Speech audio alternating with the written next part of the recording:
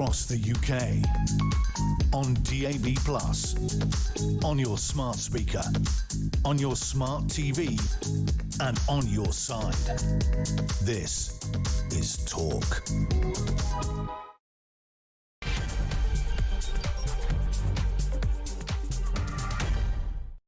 Hey, very, very good morning to you. Welcome to the show. It's just coming up to 3 minutes past 10 o'clock. This is Talk. We are the home of common sense. Whether you're listening on DAB Plus radio, on your smart speaker, watching on YouTube or your connected device, it's always fabulous to have your company. Very much appreciate you taking the time. If you missed any of the show at all coming up or yesterday's show and you want to catch up, you can always go to my YouTube page. You've got a very, very easy way of finding it. It's called the Julia Hartley-Brewer Show. If you hit subscribe, and then you never have to miss a thing. Coming up in this hour, we're going to be talking about Labour having admitted that no Channel migrants have been returned to France yet under its one-in, one-out deal. Originally announced, remember, in mid-July. It's now September, folks. We're now in phase 2, by the way, according to the Prime Minister. It emerged yesterday that 3,567 illegal migrants have arrived in dinghies.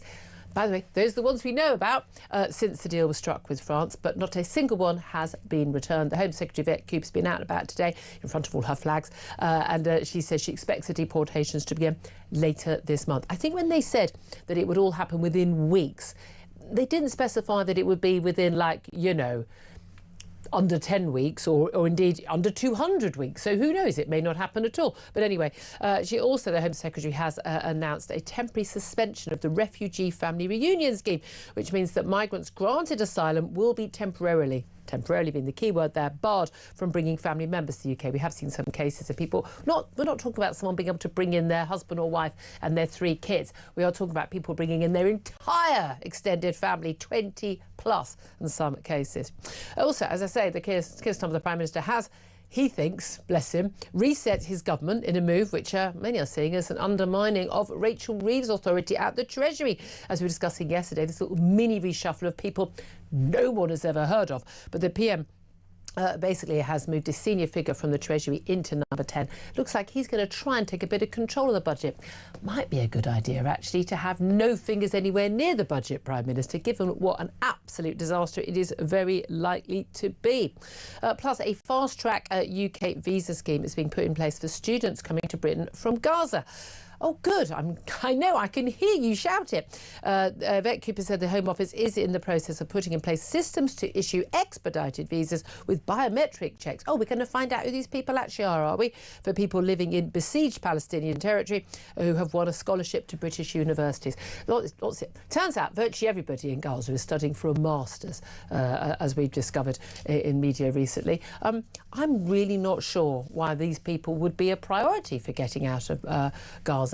And I'm really not sure whether or not they will ever be returned. But I think the most exciting news today is, no, not the Prime Minister's birthday, but the fact the Green Party is going to announce its new leadership in about an hour's time. Yes, I know.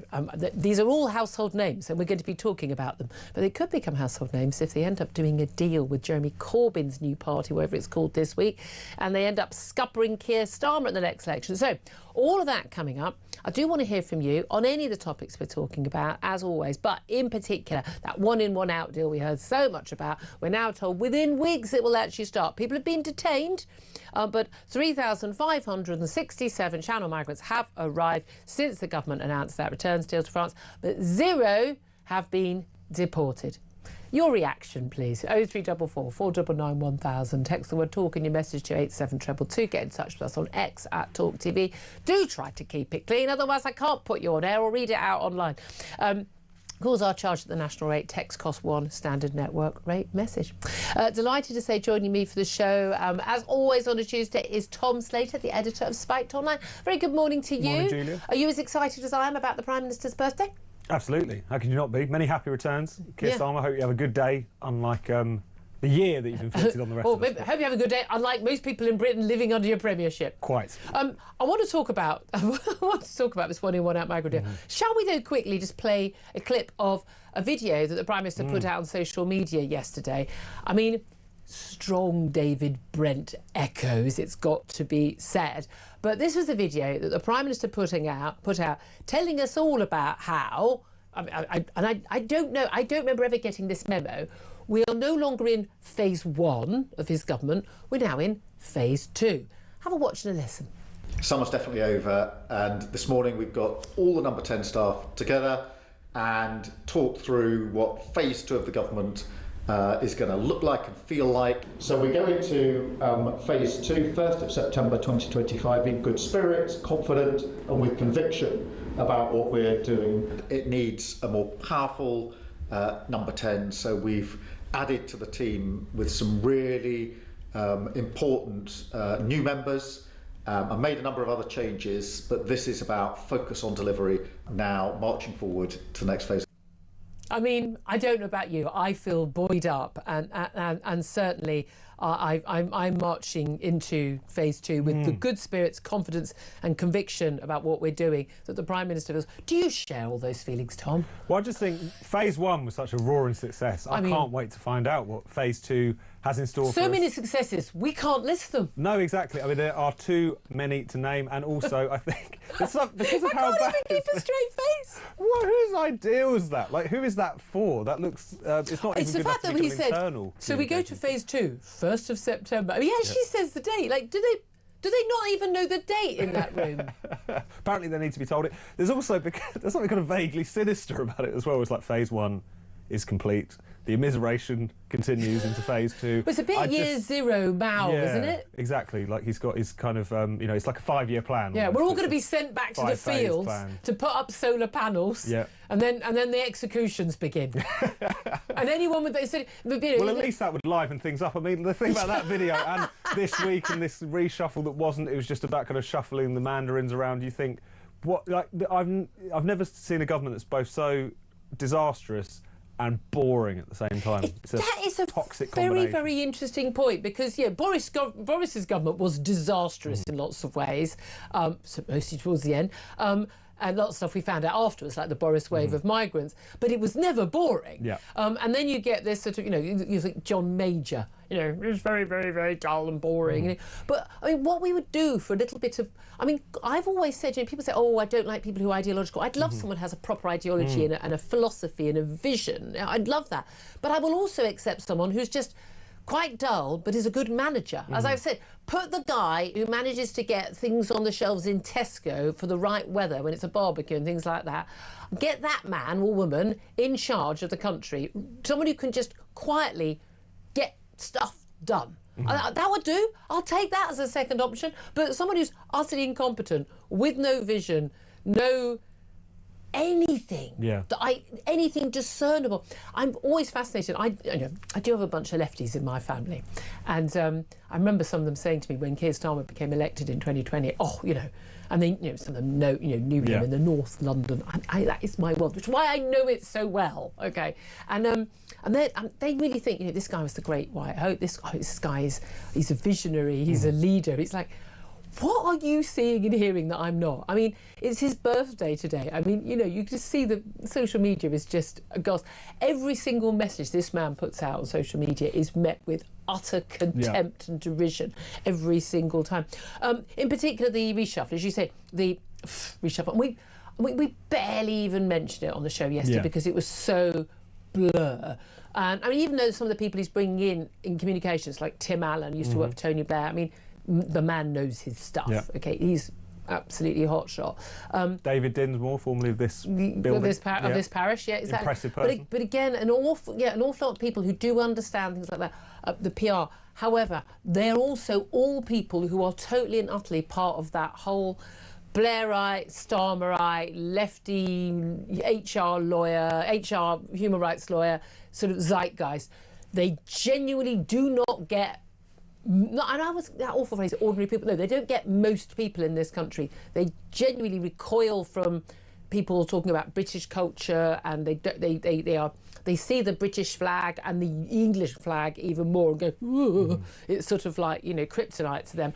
I mean, they don't. None of these people get it. I have no hope that Darren Jones moving from the Treasury to number 10 is going to make a blind bit of difference to the ability of this government to put out an economic policy or any other policy that might work. And it's one of those things where I'm sure that many of these individuals are perfectly impressive on their own terms. It's just the fact that, especially when it comes to the communication side, they're being brought in to sell a vision that does not exist. Yeah. It's like, how can you sell a product that you can't hold in your hands? I mean, it's this whole vacuum is at the centre of government because it is Keir Starmer. The fact that you've got Darren Jones being moved over from essentially being number 2 to Rachel Reeves, exactly, to now being in number 10, I think also indicates that there's just a lack of talent at the top in terms of people actually in kind of more ministerial level posts. I mean, the only one the anyone's heard of, you've got him around, Angela is, Rayner, an indication, isn't it? You've got Yvette Cooper. Mm-hmm. Can you hear the tumbleweed?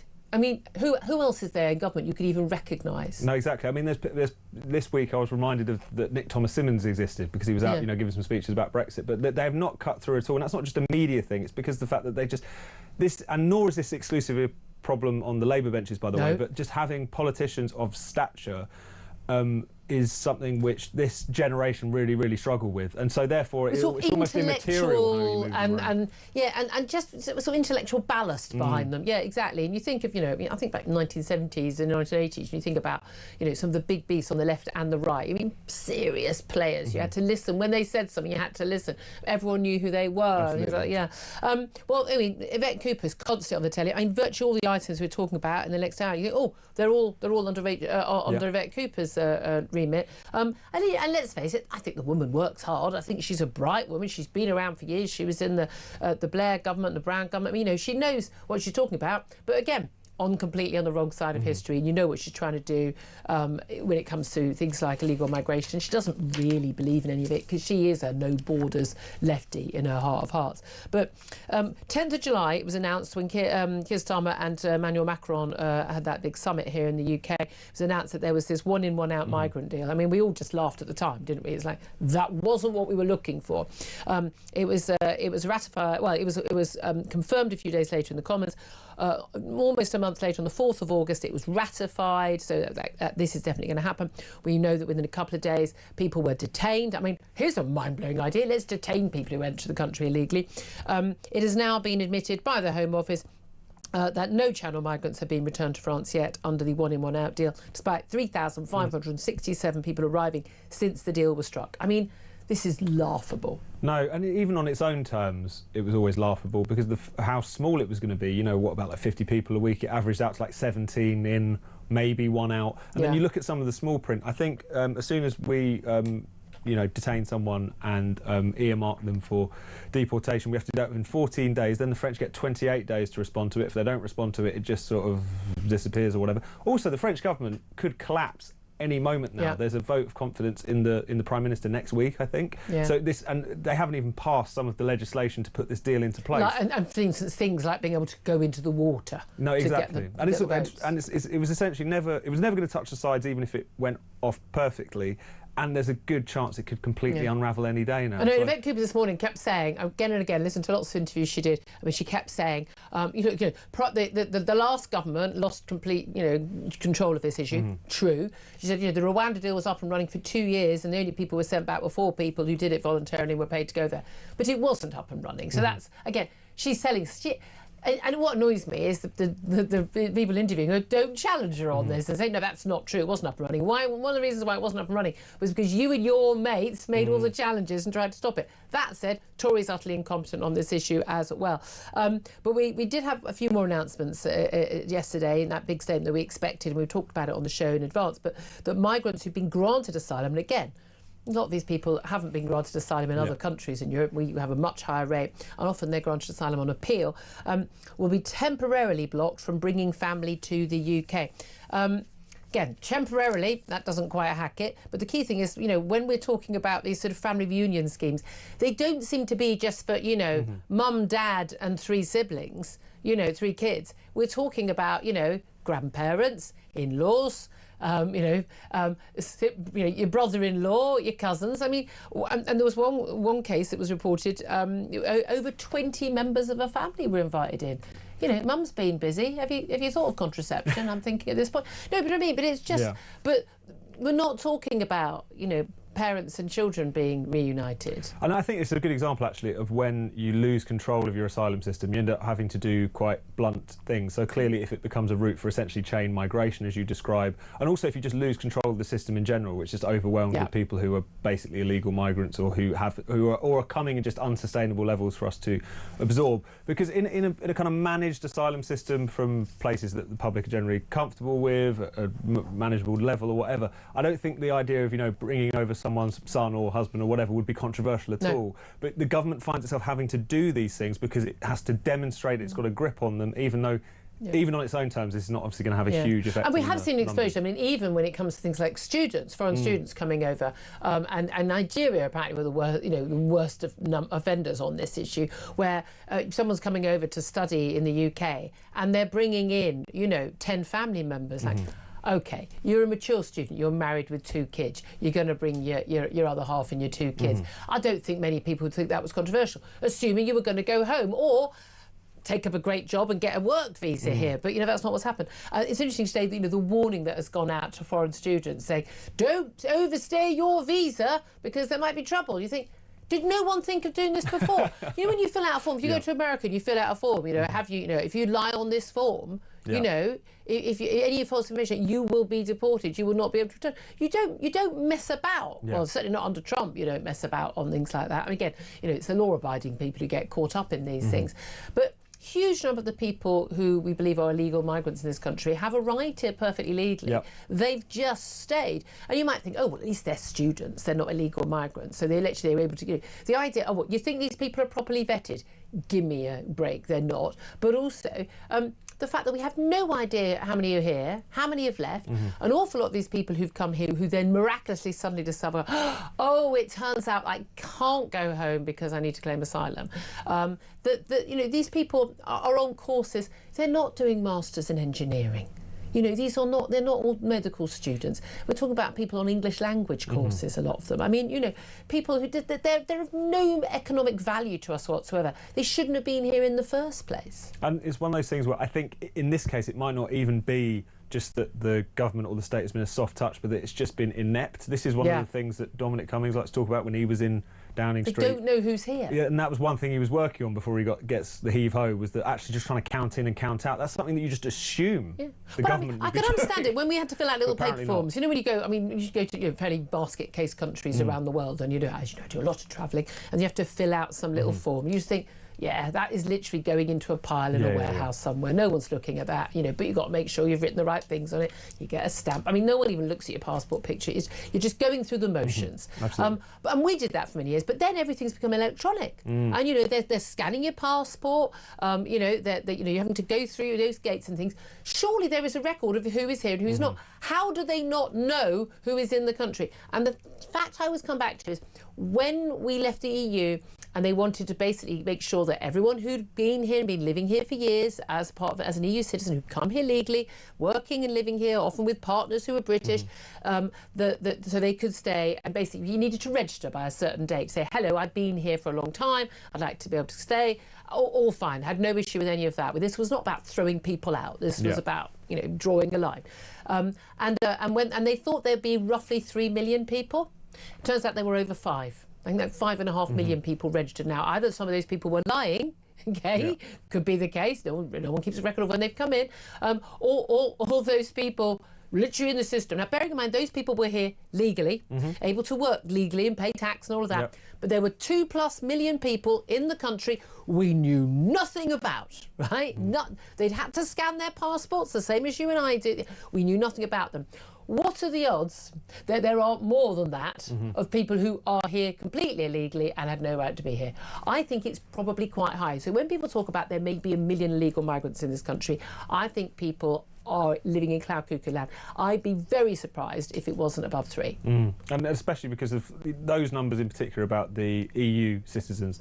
That's not a rounding error. I think that's, not. There are 200,000 more people we hadn't realised. This is absolutely incredible, but this is the British state, unfortunately. It's, it's governed badly and by people with the wrong policies and so on and so forth, but it also just can't do the basics in quite a staggering degree. Yeah. And I think that's a big part of the and issue. that's always my thing about, like, why are you telling me how much sugar there can be in cereal I buy, or where a supermarket can put chocolate on its aisles? You worry about, you do you. Let the supermarkets do them, and I'll do me, and I'll decide what I put in my shopping basket. It thinks it can completely, change our energy grid. It thinks it can make us go all net zero. It can't even count who's in and who's out of the country. It can't even do the most. It can't even arrest and imprison shoplifters. You can you get the basics right? Mm-hmm. And then this is like someone who's like, his house is on fire and going, I'm just going to mend this leaky tap. I mean, you're just not dealing with the real issue. Do you think that one of the things we're mostly looking for is an expedited UK visa scheme for students coming to Britain from Gaza, which the Home Secretary also confirmed yesterday? Because I hear, when I go to the pub, it's all people are talking about. You know what we need? We need to make sure that some students who want to do masters in in media studies and whatever can get to, and climate change, can get to the UK from their war-torn country to study. I mean, it's what everyone's crying out for, isn't it? It wouldn't have been the top of my priority list. I'm also very surprised that they came out with this yesterday. This is in the midst of Yvette Cooper trying to answer questions on the question of the border, the question of asylum, in the sense that this has become completely out of control. Why, at this point of all points, they decided to announce this, I think just shows how little grasp they've got of the mood of the country where this issue is concerned. And again, people are going to be vetted. It's like, sure they are. I mean, I'm really, really sorry. You're talking about people in a country where the propaganda is off the scale, where people celebrate their children, being blown up as martyrs. I vote no. I vote no, and I include that also with families coming over with children who need to be treated. I'm happy to contribute to them being treated in Qatar or in Saudi or in Egypt or in Jordan, all these countries that claim to be very supportive of the Palestinian people. Yeah, let's help pay for their hospital treatment. Absolutely happy to do that. Israel takes a lot of these people into, pay for their hospital treatment. But no, thank you. You know for a fact every single one of these families extended families will end up staying here. Yeah, and you just have to recognise the realities on the ground, because obviously, the primary victims of the Hamas leadership on a day-to-day basis are the Gazans themselves, but at the same time it's a very radicalised population, as you suggest. Hamas were voted into power, it was a long time ago now, but because they haven't had an election since, which tells you everything you need to know about that particular outfit. But there's still a non-negligible portion of the population who have, for understandable reasons, you might say, bought the propaganda, not least because it's enforced at the end of a rifle barrel. So it's one of those things where there's just a refusal to accept the reality of any of these cases. You can, in an ideal world, this might be a lovely idea, but we don't live in an ideal world. That's always the problem that a lot of but also, again, politicians Israel have. is fighting an existential war against enemies of Western civilization, not just of the Jewish state, enemies of Western civilization. I'm not entirely sure that when we were at war with Germany that we thought it was a good idea to bring over, people from, Bonn, to come over here on scholarships. I'm sorry, I just think this is insane. Do you know what's also insane, just finally, is the number of British people, particularly on the left, pretty much only on the left, who have a really big problem with our flag, as we touched on a bit earlier. But the Labour MP Clive Lewis, bit of a usual suspect. He can be relied upon to say things like this. He's claimed that people flying St George's flags outside Migrant Hotel are often extremists who are trying to mark territory. And intimidate. Imagine how intimidating it would be to see Palestinian flags, particularly if you have certain religions. It's an extraordinary thing to say. I mean, again, what do you count as extremist? Saying you don't want loads of illegal migrants in your country. I hate to tell you, Clive, not extremist, really quite a moderate view. The normal view until a few years ago of most politicians. But again, flags are about marking territory, aren't they? But it is. We live in England. The England flag does indeed mark our territory. Not the trans flag, not the pride flag, not the Palestinian flag, but the England flag. And it seems like a lot of people are trying to judge what these protests mean, what the flag raisers mean, what that's all about from afar. And what's become very clear is that if you actually go down and talk to these people, this isn't a sort of ethnic assertion. And you've been to the Canary Wharf protests. Absolutely, I've gone down there and reported and talked to them. I mean, that's in Tower Hamlets, so you probably expect this, but it's much more multiracial than you would expect. Always a small but significant kind of British Bangladeshi cohort, as well as black British mixed race couples. I mean, it's not what is Clive Lewis's fever dream, to be perfectly frank. And I'm sure around the edges you might see a bit of it on social media here or there, people who are, racist, who are jumping on the bandwagon of these things. That is not... what's motivating these people? On the whole. So I think there's people would do well to actually talk to some of these individuals, and they might be surprised that they don't always fit the caricature. Yeah, exactly. I just want to say, by the way, we spoke to Orla Minahane, who is a Reform candidate but one of the protest organisers at Epping, and her friend, fellow organiser Sarah, we saw her being arrested by the police, really manhandled, 5'3" woman, just for putting up a Union Jack flag at the council offices. Apparently some Section 14 order to stop them from going near a public building when it wasn't open, and not to damage it, which I find very strange. She was held by the police for the best part of 24 hours, but she was released yesterday. Been in touch with her. Hopefully going to be speaking to her on the show tomorrow when she's finished dealing with the lawyers. Anyway, 10:27 is the time. Love to hear from you, in particular about Channel migrants. 3,567 of them have arrived since the government's one-in, one-out returns deal was announced, but zero have departed. I'd love to hear your reaction to that. Also, perhaps your birthday wishes for Keir Starmer, and what do you think Phase 2 is about, because we're on day 2 of Phase 2 of presumably Starmer's year 0. I want to know what does that mean for the British people and indeed our country. Give us a call. 0344 499 1000 is the number. This is Talk.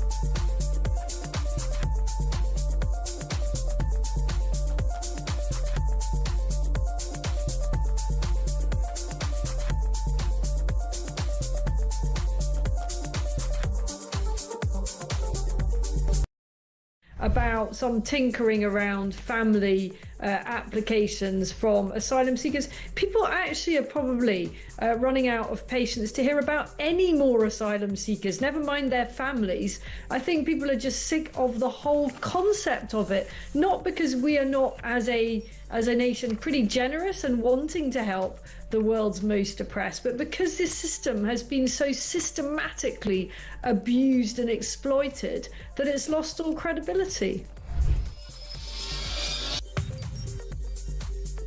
During those so-called austerity years. Look, the state needs to learn how to live within its means. You can't keep coming back for more tax. And there isn't just nasty people like me saying that, not that I'm nasty, but many of your listeners will think that I am. It's the good burgers of the OBR now, the Office for Budget Responsibility. It's people like Professor Jajit Chadha, the former head of the National Institute, the most respected think tank in Britain, who gave me an interview on my When the Facts Change Substack last week. Across the UK, on DAB+, on your smart speaker, on your smart TV, and on your side. This is Talk.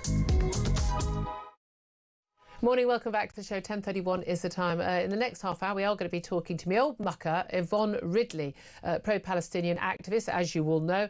We've had various conversations about what's been going on in Israel and Gaza, and I think it'll be worth staying tuned for that, folks. I can't think of anyone I disagree with more on this issue than actual Hamas, I think. But we're talking to her a few moments about that Gaza Greta flotilla, which has finally set sail, having been set back by the wind. You've got to see the funny side. So that and more on those visas for Gaza students as well. First up, though, let's take a quick call. Nigel is on the line and he's in Portsmouth. Nigel, you, I'm sure, would like to welcome these all these visas for all these people coming from abroad to this country, particularly students from Gaza. Of course, definitely. Roll out the red carpet. I'm sure we'll kind of put them in the Grosvenor Hotel on Park Lane or something. Oh, don't give them ideas, mate. They'll probably do that. No. Anyway, you mentioned earlier something about, tin pot. We're not a tin pot country where your visa is on a bit of paper, all that kind of stuff. My wife is from one of those kind of countries, Togo in West Africa. Yeah. Togo is basically military dictator. The guy running it, his father ran it for 30 years, no elections. Yeah. Oh, we let them into the Commonwealth a couple of years ago, by the way, but that's by the by. Yep. So it is just one of those countries that the visa is all online. You need a visa to go into the country. You need a visa to leave the country. Mm-hmm. So, and if the police are after you, you cannot leave. It's so much more advanced than we have. And this is I think it's the fourth poorest country in Africa. And they still manage it. They manage it. And when you apply, and it's so noticeable how advanced their visa system is compared to ours. Yeah. I mean, we kind of win. Try going into that country illegally, and they're not an island. Try, because there are points you can cross the border. Good luck. Okay? Yeah, I mean, I'm not sure people will be trying to. But that, as you say, it's not beyond the wit of man. But of course, you know what the solution is going to be for all the problems we've got here. It's going to be digital ID cards, because that's always the problem. And then they're going to be under the illusion that the people who are currently employing people who've come here illegally are going to miraculously start checking for digital ID cards. I mean, it's insane. These people are absolutely bonkers. The crazy thing is, Julia, we all know where people are working on the black market. I just see it every day. Yeah. I see it every day. I see the building sites that just have migrant workers, and they're clear. There's a in Chichester. There's a supermarket that has a hand car wash. When a police car pulls into the car park, they all leg it. All gone. They all leg it. Exactly. It's almost like maybe the police should turn up not in a police car and perhaps not in uniform. Maybe they might actually find some. Nigel, appreciate your call. Voice of sanity, obviously. I'm asking you to get in touch also about these migrants arriving on the one-in, one-out return deal with France. 3,567. 0 have so far been deported. Promise, though, by the end of the month, on the 30th of September, they'll finally get one out.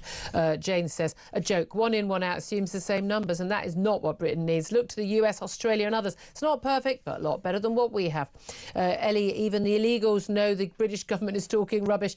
And Dan says, waiting for Farage, and if he doesn't do it, then expect the majority of people to take control of the UK. Numbers matter.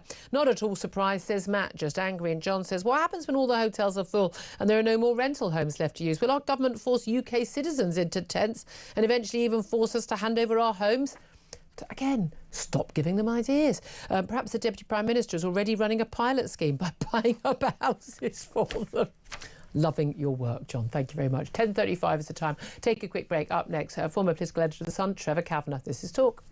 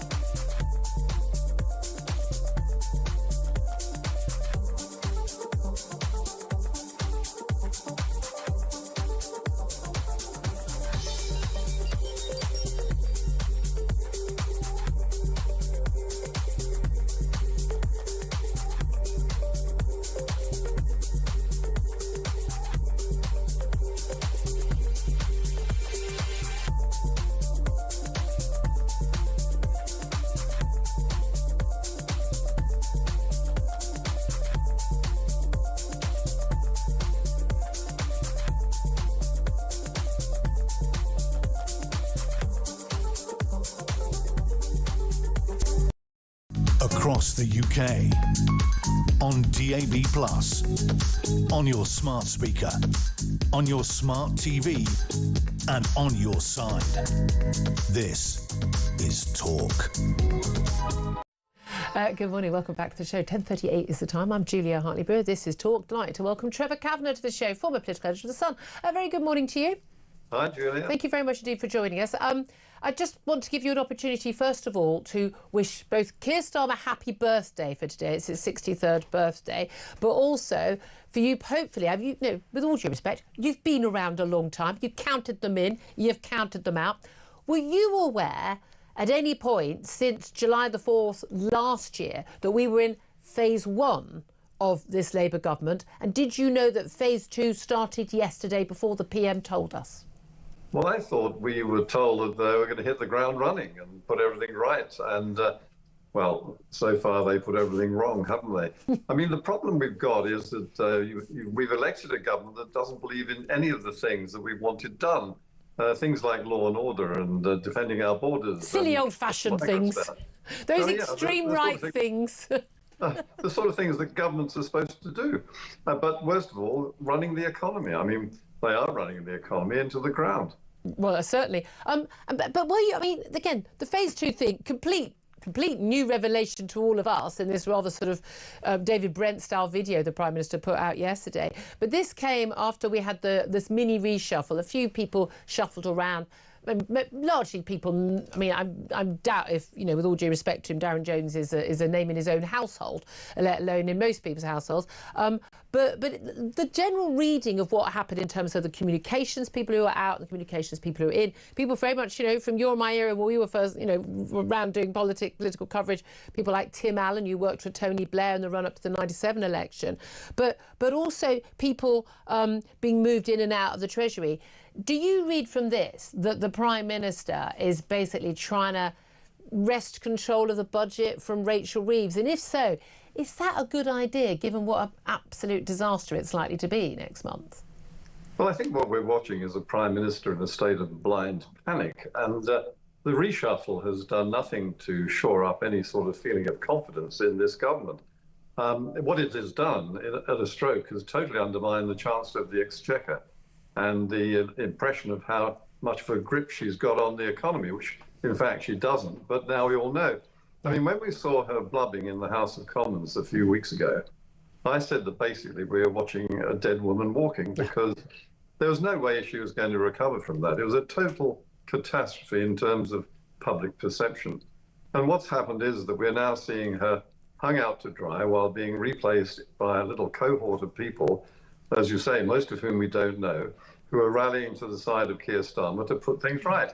And in fact, it's almost impossible to see how they can. All of them, the common denominator, every single one of them, is that they all want to raise taxes on the wealthy, or anybody else, in fact, not just the wealthy, because it all trickles down into everybody else. Well, also, there aren't enough wealthy people, and certainly won't be in a year's time after any budget, they'll all have scarpered, to actually pay for all the things that are going on.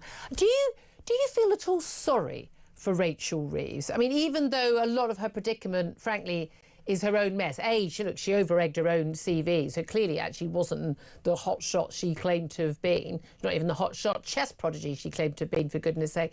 But also, a lot of the economic mess we are in, a lot of it is from what the Tories did, but also things like the Ukraine war and sanctions and the cost of furlough over COVID.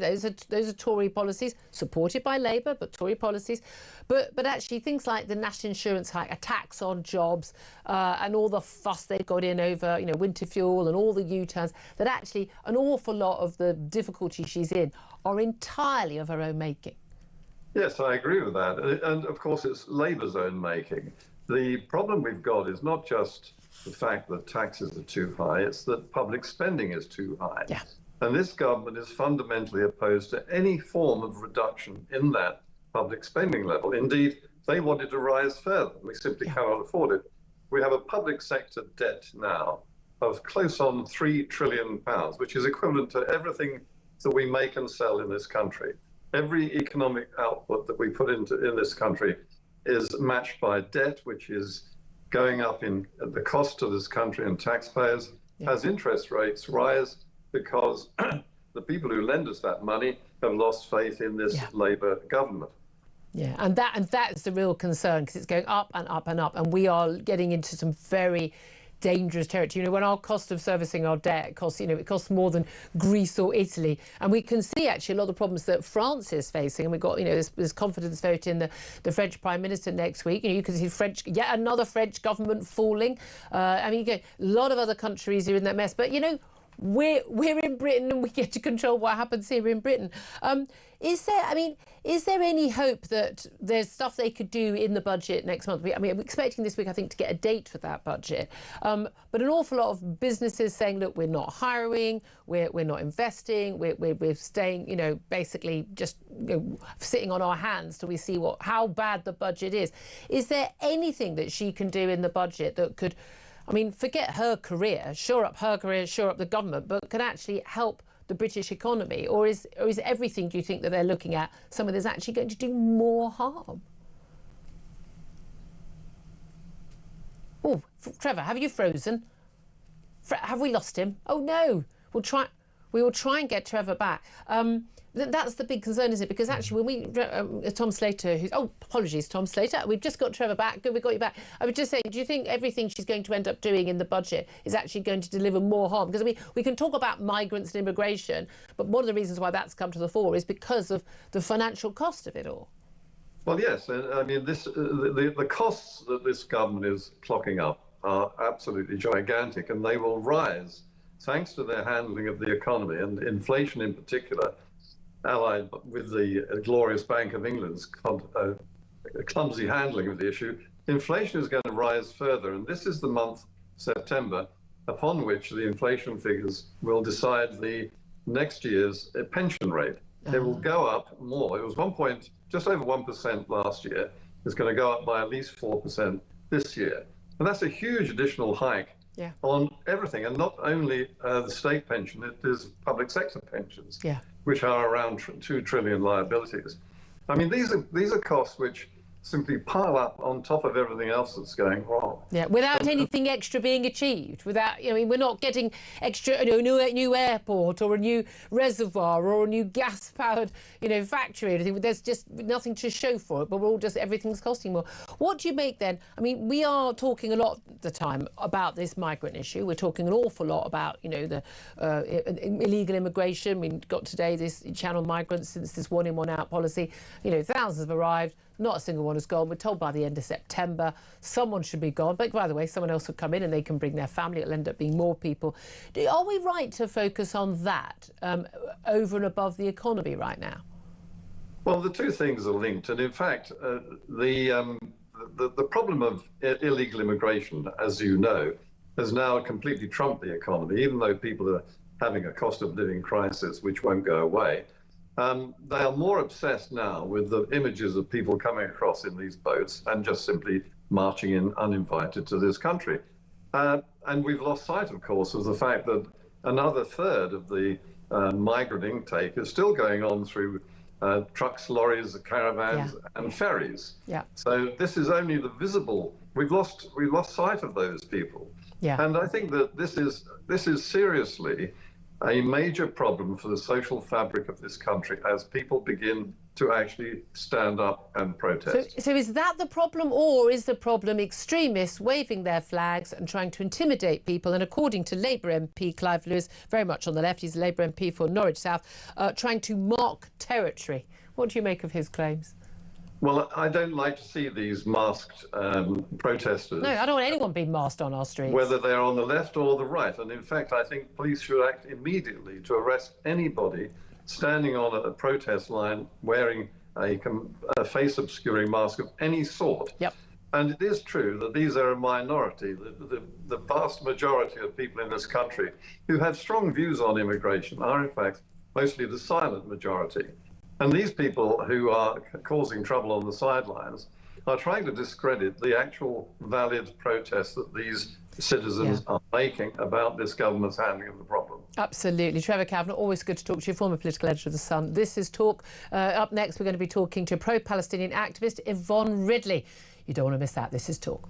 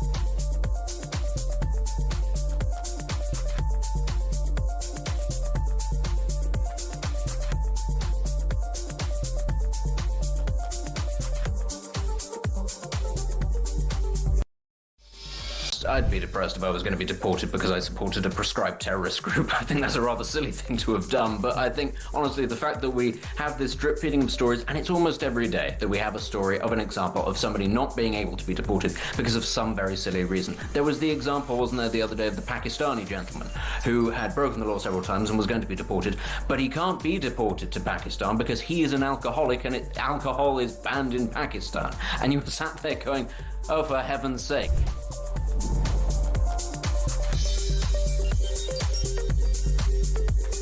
I think calling her Big Ange is actually less insulting than you calling her a grandmother. Quite clearly, she is not. Maybe she's technically a grandmother. I'm a grandfather. I think it's demeaning to her and her status to call her a grandmother. She is a deputy prime minister, and she certainly doesn't look like a granny to me. So can we agree that is? I think that's a bit sexist, actually, Jeremy. You're joking. Just gonna come out with that. Across the UK, on DAB+, on your smart speaker, on your smart TV, and on your side. This is Talk. Good morning, welcome back to the show. 10:51 is the time. I'm Julia Hartley-Brewer and this is Talk. Let's talk right now about, well, various stories in relation to Gaza. First up, they expedited, according to the Home Secretary, I didn't know we expedited anything in this country. I made it actually happen and work efficiently. UK visa scheme being set up for students from Gaza and other young people fleeing the war there. Let's talk to pro-Palestinian activist Yvonne Ridley about that. Good morning to you, Yvonne.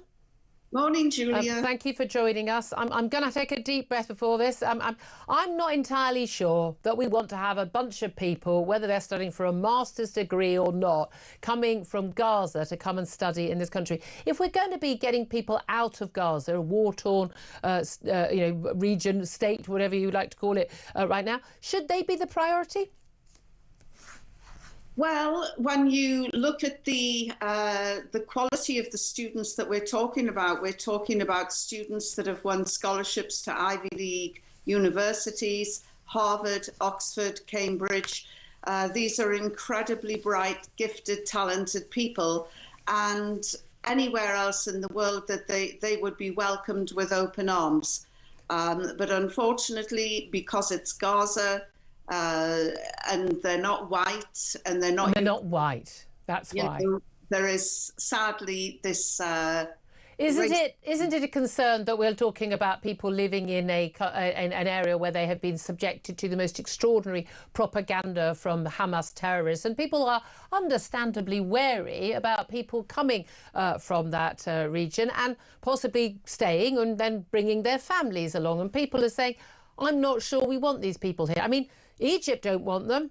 Jordan don't want any more of them. The Saudis don't want them. The Qataris only want the very rich ones, the billionaire leaders of Hamas, the Palestinians, those ones. They don't want ordinary Palestinians. Why did those countries not want them? Well, I don't know. You'd have to ask them. Well, we know why they don't want them, don't we? We should welcome these students because across the whole, out of the whole of the Middle East, the most brightest, intelligent students actually come from Palestine. What a ridiculous statement to make. How do you know that? And anyway, how are they able to study so well, given they've been living in a starving occupation and in an open prison for the last 20 years, we've been told by people like you? They see education as an act of resistance. Brilliant. And that's why some of the most brightest intelligence minds in the Middle East come from Gaza. So being subjugated by the Israeli state makes you brighter? On education. So no, you said it makes them brighter. You said they're brighter because they've been resisting, or they're resisting presumably the Israeli state. So are they brighter because of the Israeli state subjugating them? No, not at all. The Israeli state has contributed nothing positive towards the occupation of Gaza. They've been providing electricity, clean water, aid. They've done lots over the years. Well, I said to you last time, Julia, aid was not getting in, and I was right. No, over the last 20 years since they left. They've been occupied by Hamas. They've been in charge of Gaza, not Israelis. It's not occupied by Hamas. It's occupied by Israel. And Israeli troops left in the mid-2000s. Hamas have been in charge. The elected in the mid-2000s, not elected in the last 20 years, but... Democratically elected in 2000. And for a 20-year term, it would appear. Yes. Well, do you consider that the legitimate government of Gaza? Very hard to hold an election during a war. There wasn't a war for 20 years. There wasn't a war on October the 6th. Sorry? There wasn't a war on October the 6th, 2023. There was a brutal occupation. Don't you read your history? No, there wasn't an occupation. The Israelis left in 2005. There was an election in 2006. They occupied the land, the sea. No, they didn't. No, there were no Israeli forces in Gaza. Cannot move around freely, even when Israel wasn't physically there. They were still occupying it. So Israel is able to be both there and not there. They're Schrodinger's state, aren't they? If you had visited Gaza during the Hamas rule, you would see that it is occupied by the air. There is an airport there which has been bombed to hell, and you can't fly into Gaza. There is a port, a seaport there, which has been there for years, and you can't sail. And why did the Israelis make that access so difficult? Any thoughts on that? Because they want to ethnically cleanse and wipe out. Because Hamas was bringing in items to be used as weapons against Israel. You know that perfectly well. What do you make of Greta Thunberg and her mates off on another flotilla trip from Barcelona? They left on Sunday to go to Gaza. They had to turn back because there was too much wind. You couldn't make that up. They've now set off again yesterday, heading over to Gaza. They say they're bringing aid. Of course, they're not bringing much aid. There's more food on there for them than there is aid they're actually going to take. They hope to actually get to Gaza this time. The Israelis have said, if you try and enter our waters or even the waters around Gaza, we will arrest you. And this time, you're going to go to some prisons that you may not want to stay in. You won't be quickly deported. Is that legitimate? Is that justifiable? Well, in a few hours' time, I will be flying from Manchester to Tunisia, and I am joining the flotilla. And furthermore, Italian dock workers have said, if Israel touches one boat in this flotilla, which is going to have hundreds of boats, by the way, if Israel touches one, they will shut down all of Europe. This is called solidarity, international community coming together for the people of Palestine. Israel is going to get so spanked, which is why it's accelerating its genocidal behaviour. Genocidal. We haven't got time for all of that nonsense. Do you think that the Israelis should let Greta and her mates arrive in Gaza and maybe leave them in Gaza? Well, I will be on that flotilla, and if I'm left in Gaza, I won't be afraid, other than for the Israelis. What will be interesting is I'll be the first Western journalist allowed into Gaza. No Western journalists have been into Gaza. They've been embedded with the IDF, same as any other war zone. Well, we've seen the embedded IDF. They're not allowed to talk to the Palestinians. They're not allowed to film. Well, I know people like Andrew Fox who've been in, and they've been in with the Gaza Humanitarian Foundation, and they've spoken to local people. I know a number of people who've been in who've been able to do that. So that's simply not true. The Gaza Humanitarian Foundation, which doesn't photograph any of its aid workers, doesn't photograph any of the recipients of the aid workers, and is being assisted in security by ISIS recruits, recruited by ex-convict Yasser al-Habab, who comes from a very large family in Rafah. Well, you either want people to get aid or you don't want people to get aid. It seems to me that most people on your side of the debate would rather there wasn't any aid going in, because it gives you a bit more of a cause. Look, we'll have to do this again. What day are you actually flying out to join this flotilla? Well, 1,000 people have died. No, I've only got about... trying to collect aid. Yep. That is not how you deliver aid. Oh, yeah, OK. Yvonne, when are you leaving to go and get on this flotilla? And that's something else. When are you leaving? I've got 10 seconds left. When are you leaving to get on this flotilla? I am leaving to go on the flotilla. I'll be on the Oh, OK, I'm not going to get an answer in time. We're going to get to sort of... Tell my producers so we can actually... we'll talk to you again before and get a bit more detail and we'll just have someone to do the fact-checking. This is Talk.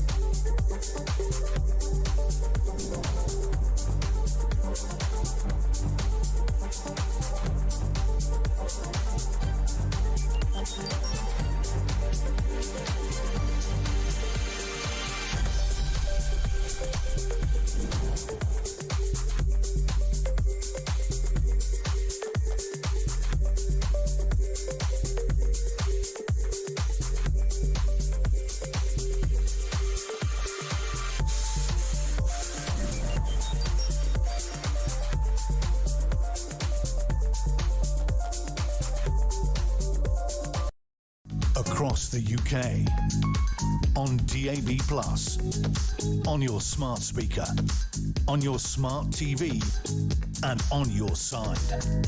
This is Talk.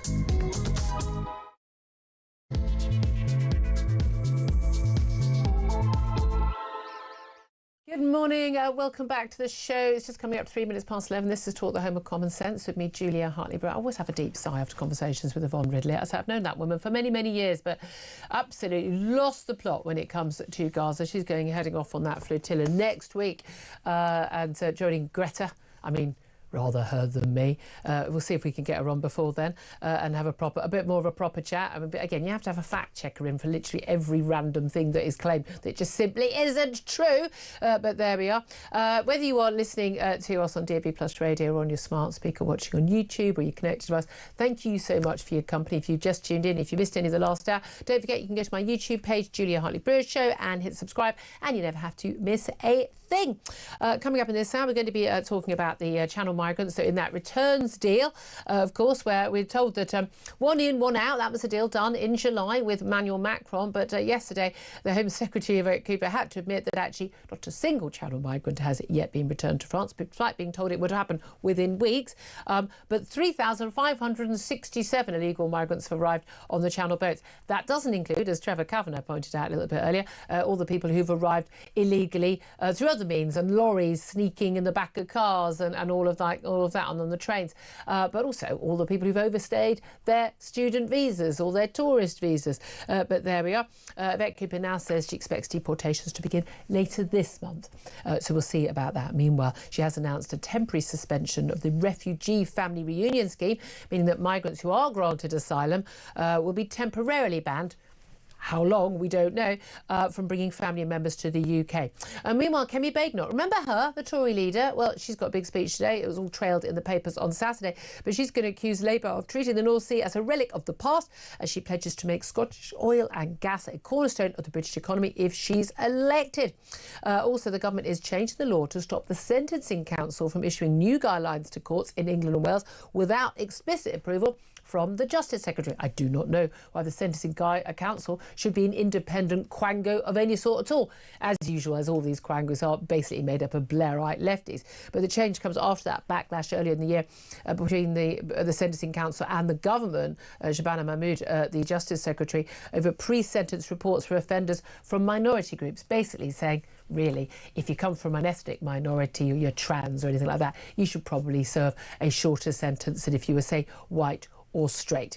So we'll be talking about all of that. Also, latest revelations today that government's long-term borrowing costs are now the highest since about 1986, but we've got a hell of a lot more debt now, so it makes it even more of an issue. The huge number of billions we are paying every single year just to pay interest on our debt. But that latest figure has meant that the value of the pound has sunk once again. Yay, it all just gets happier and happier in what we now know is day 2 of phase 2 of Keir Starmer's, well, return to government and of Labour government, and I think Mao-style Chinese year 0, which I think is what he was hoping for. Change is what we were promised, and change we are certainly getting. Not necessarily for the better. He didn't specify that, to be fair to him. It wasn't a lie. But one of the particular things we want to hear from you about is the 0 deportations, despite 3,500 Channel migrants arriving in this country since that one-in, one-out deal, which doesn't even remotely tackle the issues British people have on illegal migration. But what's your reaction to that news? Give us a call, 0344 499 1000. You can text 87222, send us a message on X at talkTV. Don't forget that calls are charged at the national rate. Text costs 1 standard network rate message. Of course, messages on Twitter are free. Key thing is, you have to keep them clean, all your messages, otherwise I can't read them out. In particular, if you want to wish the Prime Minister birthday wishes. What is the gift you would like to give the Prime Minister? Because today is his 63rd birthday. Also, as I say, day 2 of phase 2 of this Labour government. Delighted to say that Tom Slater joins me still for the rest of the show, editor of Spiked Online. Tom, I know you want to share in birthday wishes for the Prime Minister, but also you're as perplexed as I am about this whole phase 2, day 2, phase 2 of this Labour government, because as Trevor Kavanagh, former political editor of The Sun, pointed out, this government said they were going to hit the ground running because there was so much they wanted to deliver. But it turns out not so much phase 1. Was anything achieved in phase 1 that we can point to? We racked up loads more debt. Yep, well done. We tried and failed to make some pretty minor trims to various parts of the welfare budget. A lot more people were locked up for tweets, as far as I can tell. That's carried on unabated, although that's not necessarily directed by the government itself. So, Isn't it though? Well, there's suspicions, isn't there? Law and order sorted. That's been absolutely sorted. Yep, I haven't seen an act of shoplifting for at least 2 or 3 hours, so that's better than it used to be. That's true. That's true. Has no one stolen anything from the fridge? I have, but I didn't want to say anything. But I mean, I'm getting, illegal migration, that's sorted. Yep. I would say phase 1, remarkable success. This does remind me ever so slightly. I remember doing history A level, and we were talking about, when everyone had to report to Stalin in the 30s, pig iron production up 4,500%, and they would just say whatever you just said, whatever, and everyone had to believe and clap, and and George Orwell, based 1984 on a lot of what was going on in Stalinist Russia, where the lies, the propaganda, the nonsense, and that's the territory we are in, isn't it? So this one-in, one-out migrant deal fiasco. Don't worry, it's going to start within weeks. It's all going to be fine. We're going to stop a few families who granted asylum from bringing their families. A few people bringing their families here. Nothing to see here. Everything's fine. Pig iron production is up 4,500%.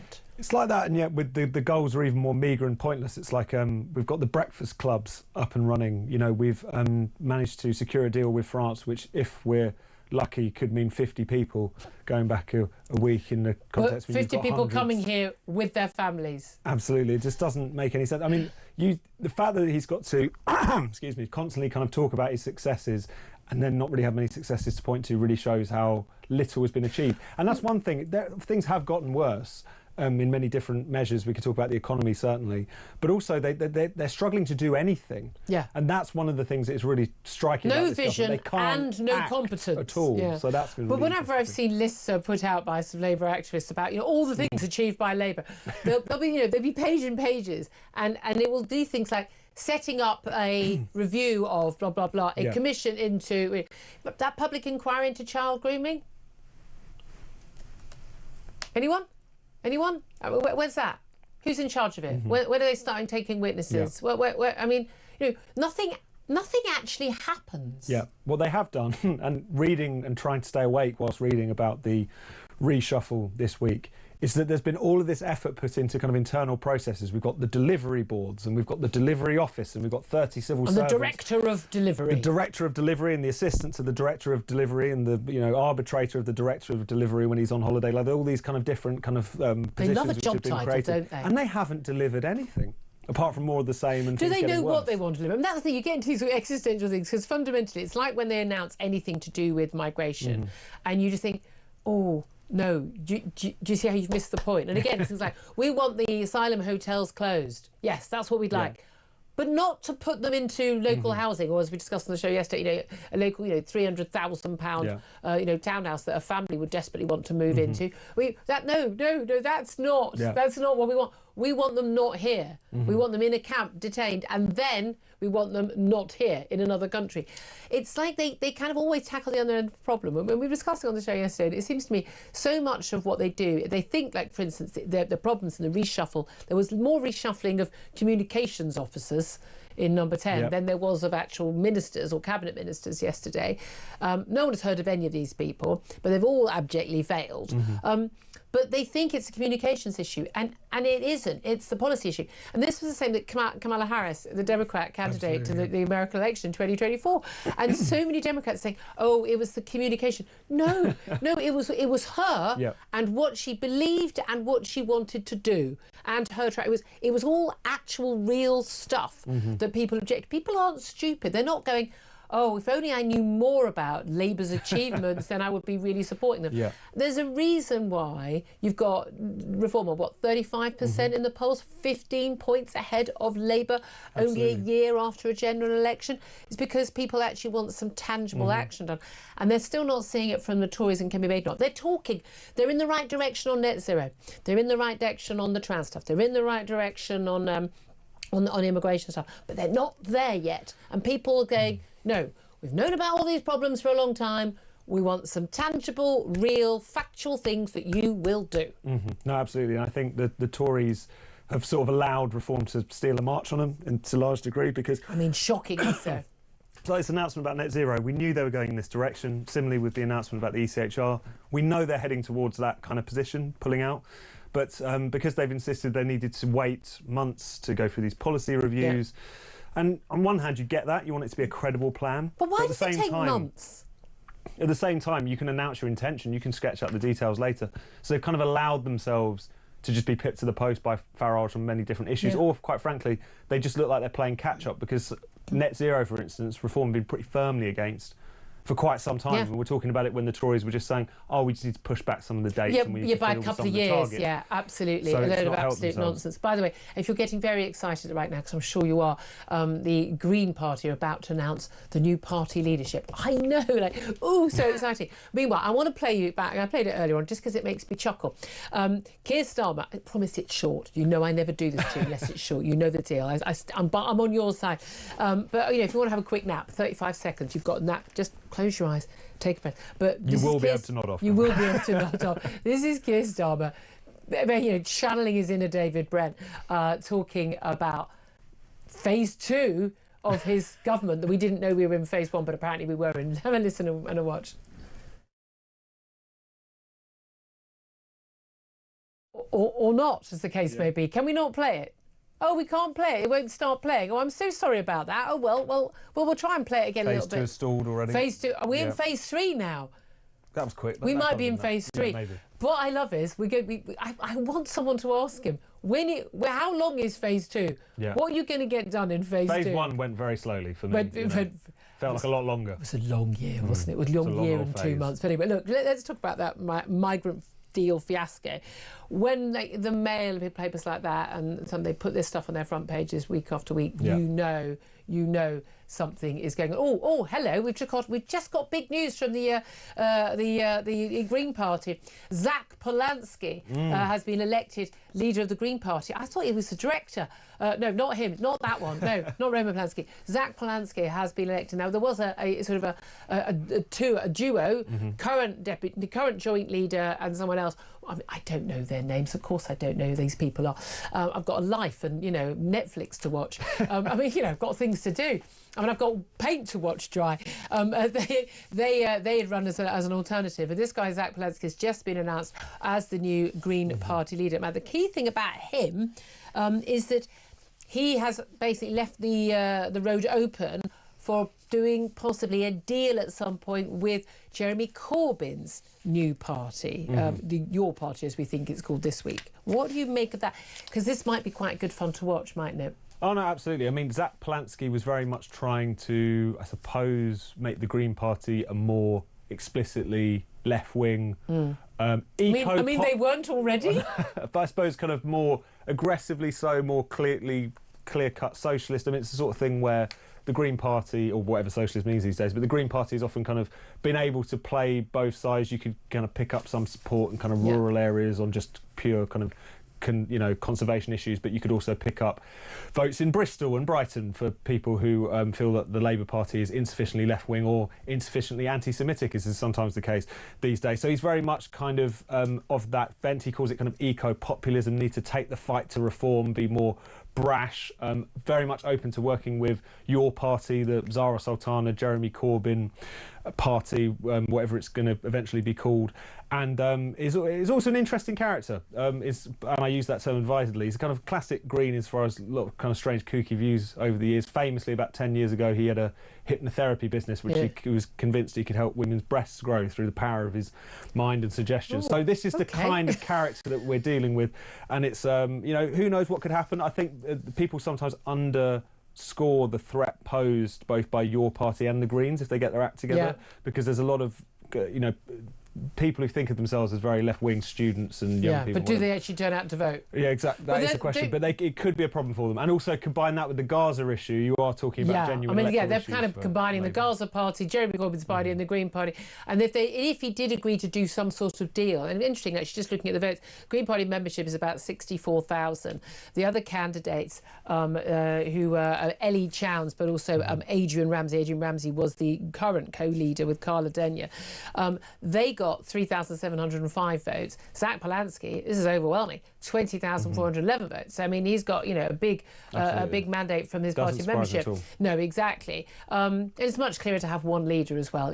I'm sorry. That job share thing they've been doing. Yeah, and you're a small party. I think I'm not sure in so much demand you can't manage the job on your own. But he's not an MP. He's a member of the London Assembly.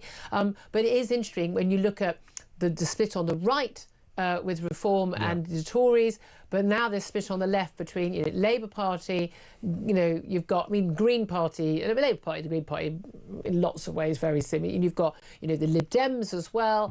You've got, the Your Party, the Corbyn Party, and you've got, the Gaza lot who are going to basically join in with Corbyn. There's quite a lot of splits there, and depending on how much they work together at the next election, their ability to then do the same thing that all previous incumbents of Nigel Farage's parties, their ability to prevent a Labour candidate being elected. I mean, we are in really, I would say, fun territory because this gives power back to the voters. No, absolutely. I mean, we've ended up with a kind of European continent style array of parties, but under a two-party first past the post. I never want to change the two-party system. So it's a really interesting situation. I mean, but part of the problem but the first past the post system. I mean, exactly. It's one of those things where that can make it really unpredictable as well, because you've got multiple parties operating under first past the post, which can really make election results difficult to call. But I think this is in response to the fact that the two main parties in particular have failed their respective constituencies. They've completely deserved the drubbings that they've received in recent years, and people are looking around for alternatives. And even though I think this alternative is mental, that doesn't mean that it's not one that some people are interested in. So. I try not to be political in this. I do not try. I mean, some of their policies are properly mental. And what's fascinating is they're supposed to be cuddly, the Greens. So they're nice people, aren't they? Because the left is nice. Actually, the policies they push. I mean, you think Labour and the Tories are insane on net zero. This lot, wow. I mean, they're borderline. Just stop oil. And in terms of that sort of stuff, in terms of what they want to do to control people's lives and to limit people's lives, what they can do, what can they spend the money on, whether they can travel, where they can travel, how they can travel, what they can eat, their willingness to do that is really, I mean, it's sinister. All sort of very green environment. I mean, all environmental parties are fundamentally, it's that watermelon thing. They're green on the outside, they are blood red on the inside. They are full on lefties. Well, I think it's even worse than that. I think they just want to drag us back to like feudalism. I don't even think it's a kind of there's some secretive communist agenda so much as it is. They just really don't understand how the modern world works. They really don't understand that people want their lives to get better. They really don't understand that people being able to fly around the world and enjoy themselves is actually seen as a positive amongst the very voters that they claim to want to represent. So it's but it's oddly mainstream. Fossil fuels as reason why we're all alive this long. I'm 57. I'd have died by 30 if we didn't have fossil fuels because of medicine. And when you go into a hospital, you'll be amazed how much plastic is used, guys. How do you make plastic? Oh, fossil fuels. This phone I've got. Everything we're doing here. This is all from fossil fuels. It's not generated by wind, apart from what we say. It really is mind-blowing. But anyway, congratulations, Zach Polanski. Do come on the show. Love to have a chat with you. King of the Cranks. King of the Cranks. Yeah, that's not going to help me get him on, is it? For goodness sake. I said that, you didn't. But okay. But look up the hypnosis thing. It's fascinating. Oh no, I know the hypnosis story. Yeah. Look, I also want to talk also about experts have been calling for a global ban on vapes. They say we've got the data. We know they're not harmless. Issues in terms of there's cancer, but heart disease and things like that. Now, I know you're an ex-smoker. You're now a vapor. Yep.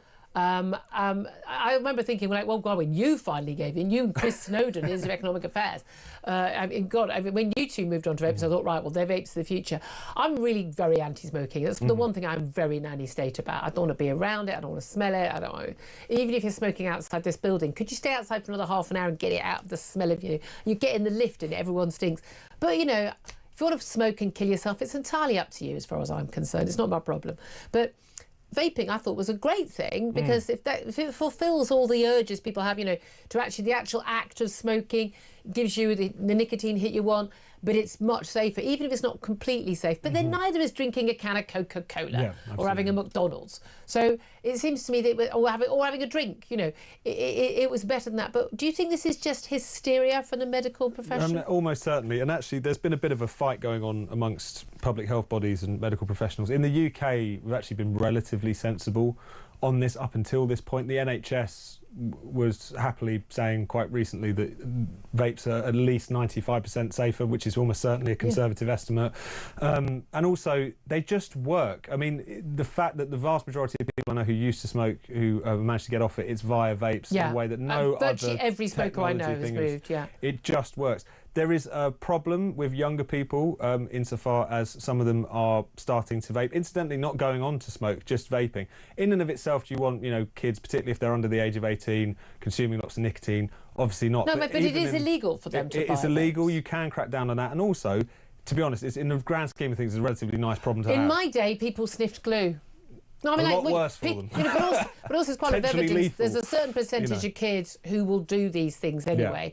What would you prefer that they did? Exactly. Choose your poison in that respect, isn't it? That's the thing. But just finally, we didn't get a chance for you to come back on talking to Yvonne Ridley, who's a pro-Palestine activist, going to join the flotilla with Greta. She's flying out to Tunisia to join them, and then they head to Gaza. Again, it's just a load of hot air, although it was a lot of wind that have turned them back after their big fanfare of them going out. Once again, Greta, in all of her interviews, spouting as much nonsense as she talks about the environment. I mean, this is a woman who and she's a woman, not a girl, by the way, everybody. She's a grown woman. She literally knows nothing about anything. She should have spent time at school and not truanting and doing protests. But she's been feted by everybody. But now she's turned out to be a full-on massive, lefty, not just environmentalist, but also every latest fashionable cause. And what a surprise, Gaza is the cause. With a We Are All Palestine Action T-shirt on, not illegal in other countries, but they basically want to get themselves arrested by the Israeli government, don't they? And they will be taken by the Israeli government. The Israeli government has basically said, we're going to put you in a pretty nasty prison along with terrorists and stuff. The people who you claim you support in Gaza, who are running Gaza for the Palestinian people. Is that a good idea from the Israeli government, or are they just doing propaganda for the likes of Greta? I think it would be playing into their hands. And shouldn't they let them just go in? I mean, just for a laugh. The thing is, you can't have just these turnips showing up into a war zone. I mean, it's one of those things where... but they've chosen to do it. That's very true, but at the same time, what happens if they, if something happens to them and not because of them being kidnapped by Hamas or whatever, they're in the war zone, bombs are going off. I mean, that would then be written up as the IDF has killed Greta, which is probably what some of these people want. Hamas, I think, would welcome her with open arms. I mean, if there'll be a ruling like, obviously we want to take her hostage and sexually abuse her and torture her and beat her and starve her like we do with everybody else, we take it. But they can make exceptions, make exceptions because she's a propagandist for us. She's on our side. They just lost their propagandist, didn't they? The Al-Qassam Brigade, Abeda, whatever his name was popped. So there is an opening. There's an opening. So, and she's very media trained, so it all makes sense. Yeah. But I think that what they should do is exactly what they did last time, which is absolutely perfect. Yes, you have to intercept them because this is a war zone. You can't be riding up on your flotilla, sailing up, I should say. They dealt with them. They gave them a sandwich, put them on the plane back, all smiles.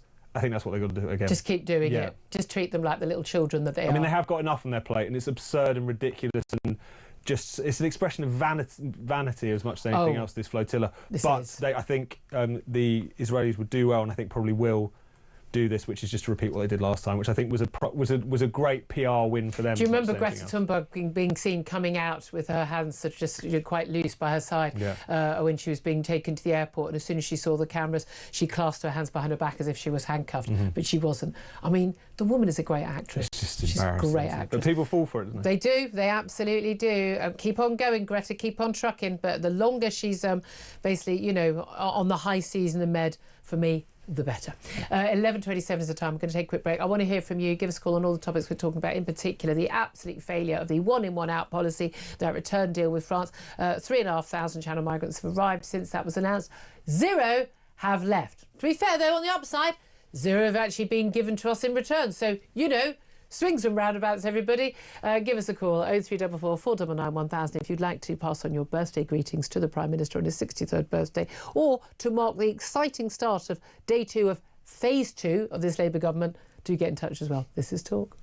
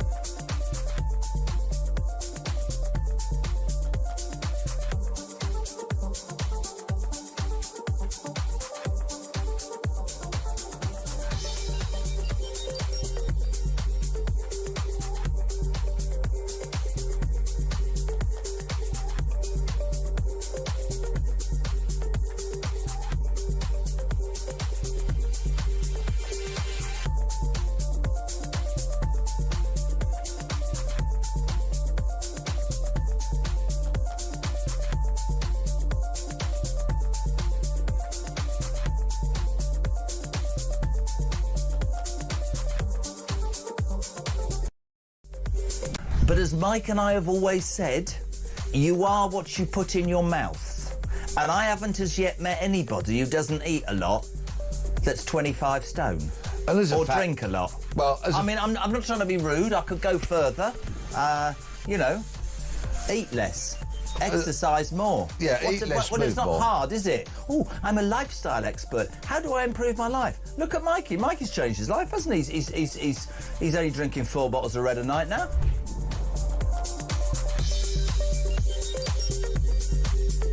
I'd be depressed if I was going to be deported because I supported a proscribed terrorist group. I think that's a rather silly thing to have done. But I think, honestly, the fact that we have this drip feeding of stories, and it's almost every day that we have a story of an example of somebody not being able to be deported because of some very silly reason. There was the example, wasn't there, the other day of the Pakistani gentleman who had broken the law several times and was going to be deported, but he can't be deported to Pakistan because he is an alcoholic and alcohol is banned in Pakistan. And you were sat there going, oh, for heaven's sake. Across the UK, on DAB+, on your smart speaker, on your smart TV, and on your side. This is Talk. Morning, welcome back to the show, 11:31. I know you're all still reeling from the excitement of the Green Party electing their new leader. I know, it's too exciting. Hope he'll come on the show. But right now, let's get to your calls. 0344 499 1000. And let's talk to Mark, who is in Lincolnshire. Mark, you'd like to talk about these visas for Gaza students that are going to be expedited, we're told, by the Home Secretary, Yvette Cooper. Indeed. Morning, Julia. Morning. Dear me, Ducky, what do we do? Yeah, I mean, this is just... No, all the sound effects there, that's all you need. Just... Yeah, honestly, it's mind-boggling. It really is, because, you know, these are people... I don't care what your opinion is on the Palestinians. I mean, I don't like any of them, if I'm quite honest. I'm suspicious of all of them, put it like that. My real issue, to be honest, is these are going to be young people, so these are fairly young people, you know, either 18, 19 or early 20s. Well, no, a lot of them, I think it's masters and things like that, so they'll be a bit older. No, my understanding is the first 9 are master students that are being evacuated. So they're coming over. They're going to be fully funded by the Foreign Office anyway, so that's you and I paying for them. Yeah. Now, the real issue that I have with anybody coming out of Gaza is these are people that have been indoctrinated for decades into hatred for Jews, hatred for Christians, hatred basically for anybody, including other Muslims. Anybody that isn't them, they hate. We see this, you know, repeatedly. You know, it doesn't matter where they go, what they're doing, it always turns to SH you know what. That's the reality, you know. Yeah, we're playing bad odds there. But also, that's my thing. Why does the Foreign Office, again, funded by the Foreign Office, funded by the taxpayer, why is the taxpayer funding scholarships for more than 80 students at UK universities from Gaza? Why? Well, this is the thing, isn't it? Because not only do we have to be forced to pay for hundreds of thousands of illegals in the country, not only do we have to do that, we now have to pay for people who, quite frankly, for all we know, could be bringing terrorist plans for cells in the UK. We have no idea, because at the end of the day, they're going to be under control of Hamas. And as for this biometric testing, that's worth about as much as, you know, a chocolate fireguard to me. Yeah, well, I mean, that's the thing. This is the thing people don't understand. The do-gooders and the 70 MPs who supported these Gaza scholarships going ahead is being expedited. Yeah, let's prioritise that. That's the number one thing, isn't it? Is that no one is getting out of Gaza without Hamas's permission. They're absolutely in charge. It's just abject nonsense. Why are these people being allowed? Why were they able to apply? And also, why, if we've been told that this country has been living as an open prison for all these years and everything's been terrible, it's amazing how well the universities have been operating so people can win these amazing scholarships, isn't it? Absolutely, Julia. I mean, you know, anybody would think there wasn't really a war going on in some of the places in Gaza. I mean, who would have thought that? Yeah. I mean, it's crazy. I mean, you have the whole thing, this whole narrative. I mean, what you're talking to your guest there about with, you know, Greta going over again on the flotilla. Quite frankly, the way I feel about that, Israel would actually do us all a favour if they locked a lot of them up for a few years. That's how I think, because, you know, you can talk about, oh, well, it won't look good press-wise for the Israelis, you know, the PR thing. Well, they're not doing too well at that anyway, because seemingly the Western world absolutely hates them. Yeah. Anyway, so at this point, does it really matter if they did lock them up? I can see that. That said, I'm perfectly happy for Greta and all of that lot to spout their abject nonsense, and in my view, hatred. I mean, they're literally doing the work of a terrorist organisation, and antis, and I think a number of people on these boats are. Frankly, they might not like to admit it in polite circles, but they are anti-Semitic. But I don't want people locked up if they're not committing a crime. I'm old-fashioned like that. Mark, I have to leave it there. Duck, thank you very much indeed for joining us.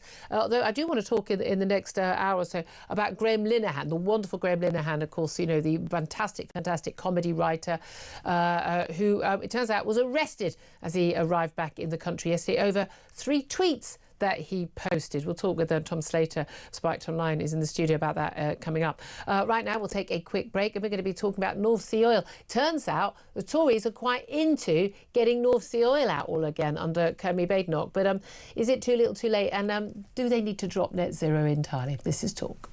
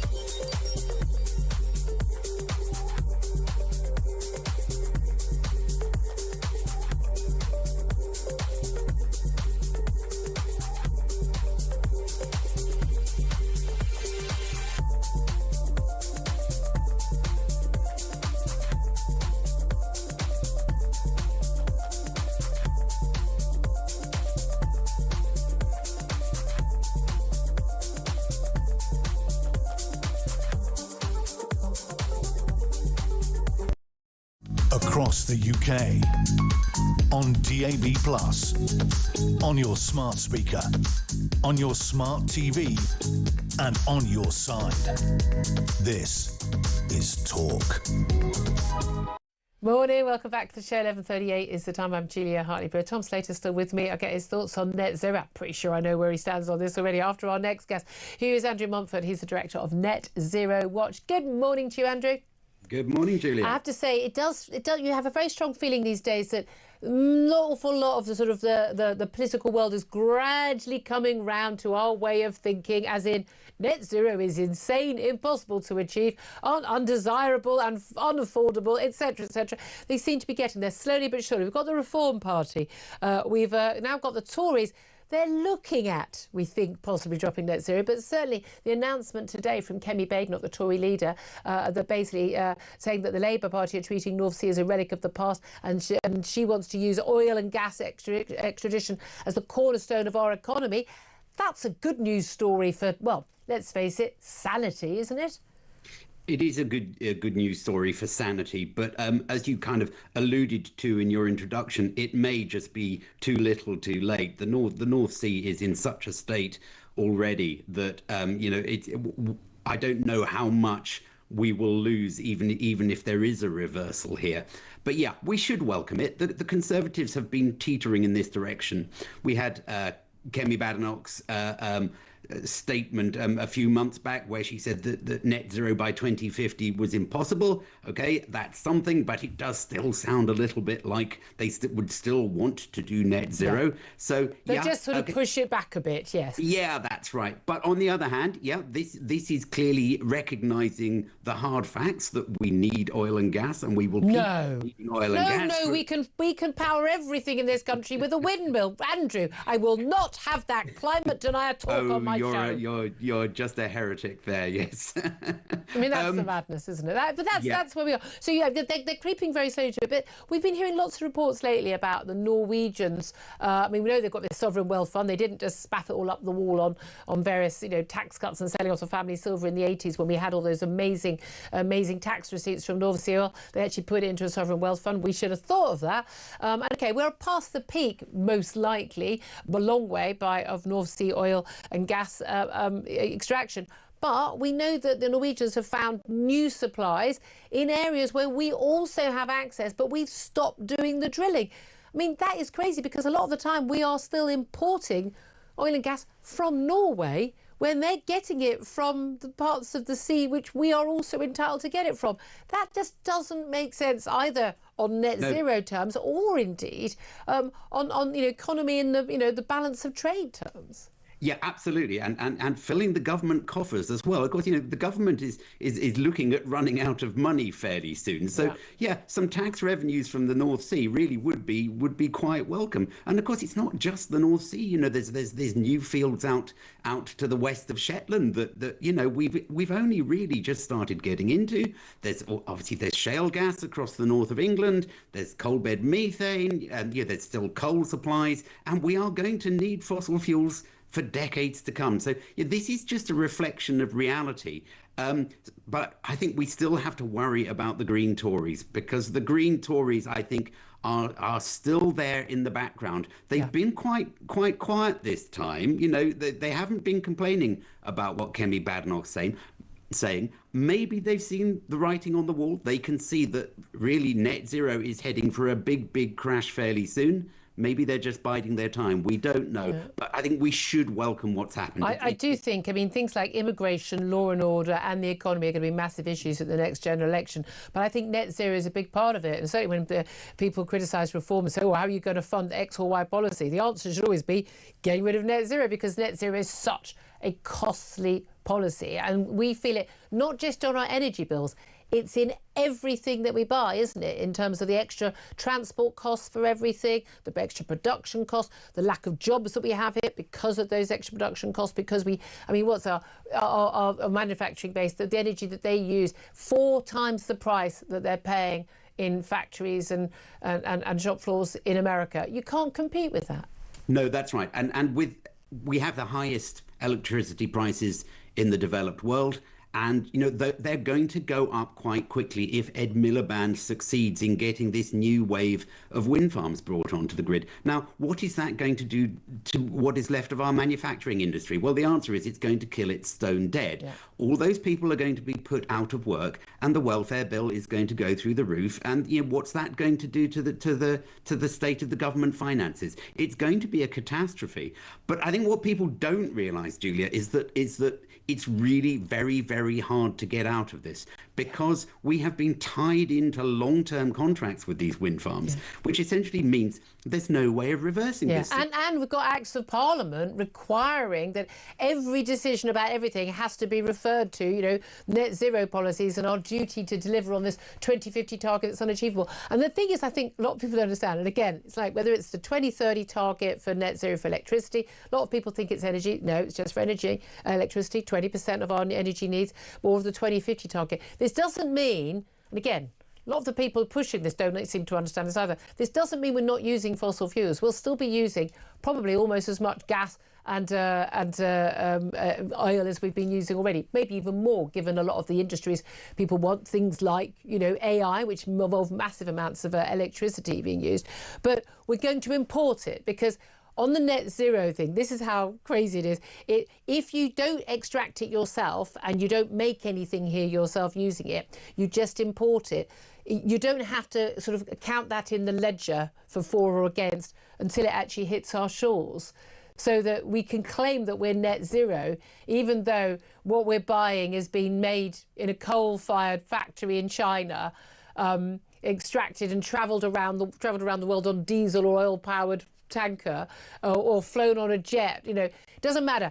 It doesn't count until it's within our geographical shores. So it's a nonsense. It's an accounting trick. Yeah, I mean, and we're going to basically put ourselves in penury and not be able to pay our bills and have pensioners die of cold in the winter, all of jobs lost. We're going to do all of that for an accounting trick that will mean nothing.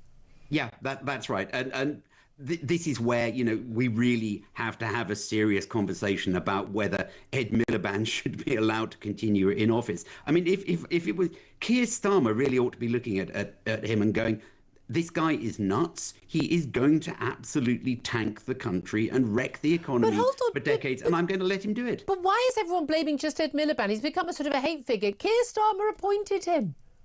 Yeah, absolutely. I mean, I assume this is internal party politics in the Labour Party, that, you know, he's got to keep the hard left on side, and that's Ed Miliband's side of the party. And also, I suppose, the Green side of the party. Just finally, I want to ask you, the Green Party have just announced the election of Zach Polanski as their new party leader, overwhelming majority there.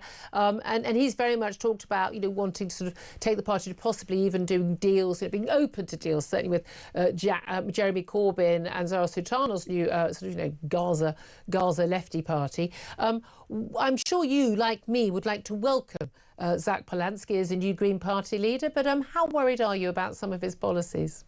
I actually quite like the idea that they will get together with the Corbynistas, because that should kill them stone dead, shouldn't it? I mean, because, you know, that's two bunches of absolute nutters working together. I mean, as an electoral prospect, it's not really British going to sell well. public quite like them. Remember, Jeremy Corbyn got really close to power in 2017.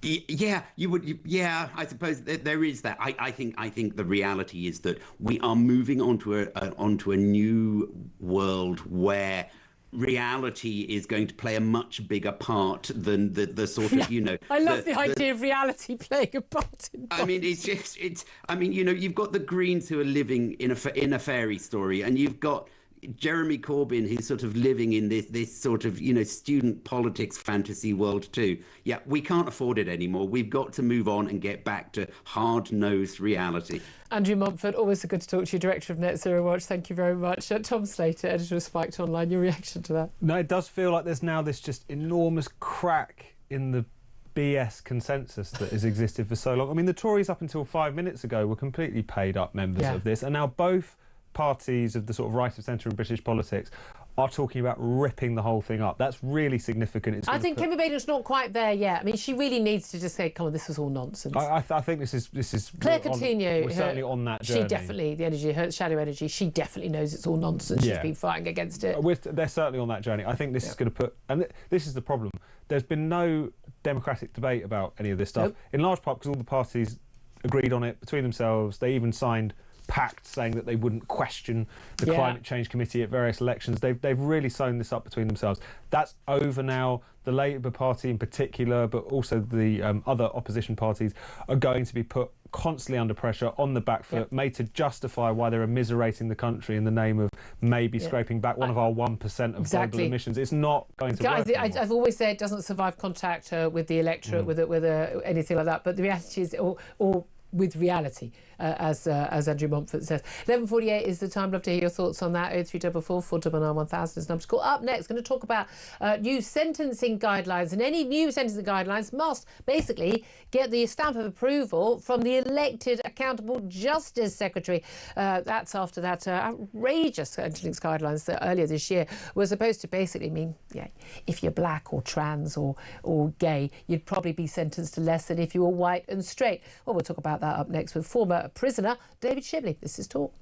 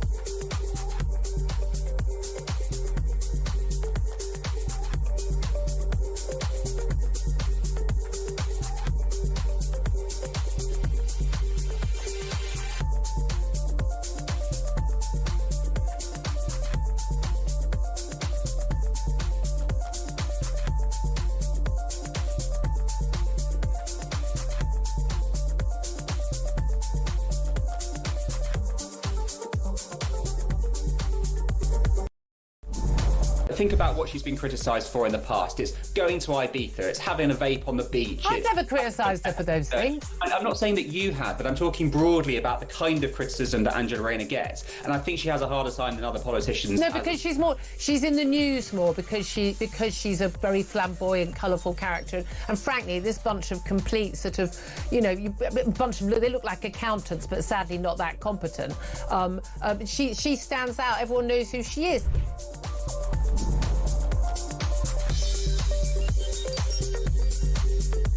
But as Mike and I have always said, you are what you put in your mouth.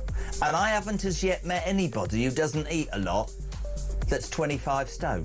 Or drink a lot. Well, I'm not trying to be rude. I could go further. Eat less. Exercise more. Yeah, eat less, Well, it's not more. hard, is it? Oh, I'm a lifestyle expert. How do I improve my life? Look at Mikey. Mikey's changed his life, hasn't he? He's only drinking 4 bottles of red a night now. Across the UK, on DAB+, on your smart speaker, on your smart TV, and on your side. This is Talk.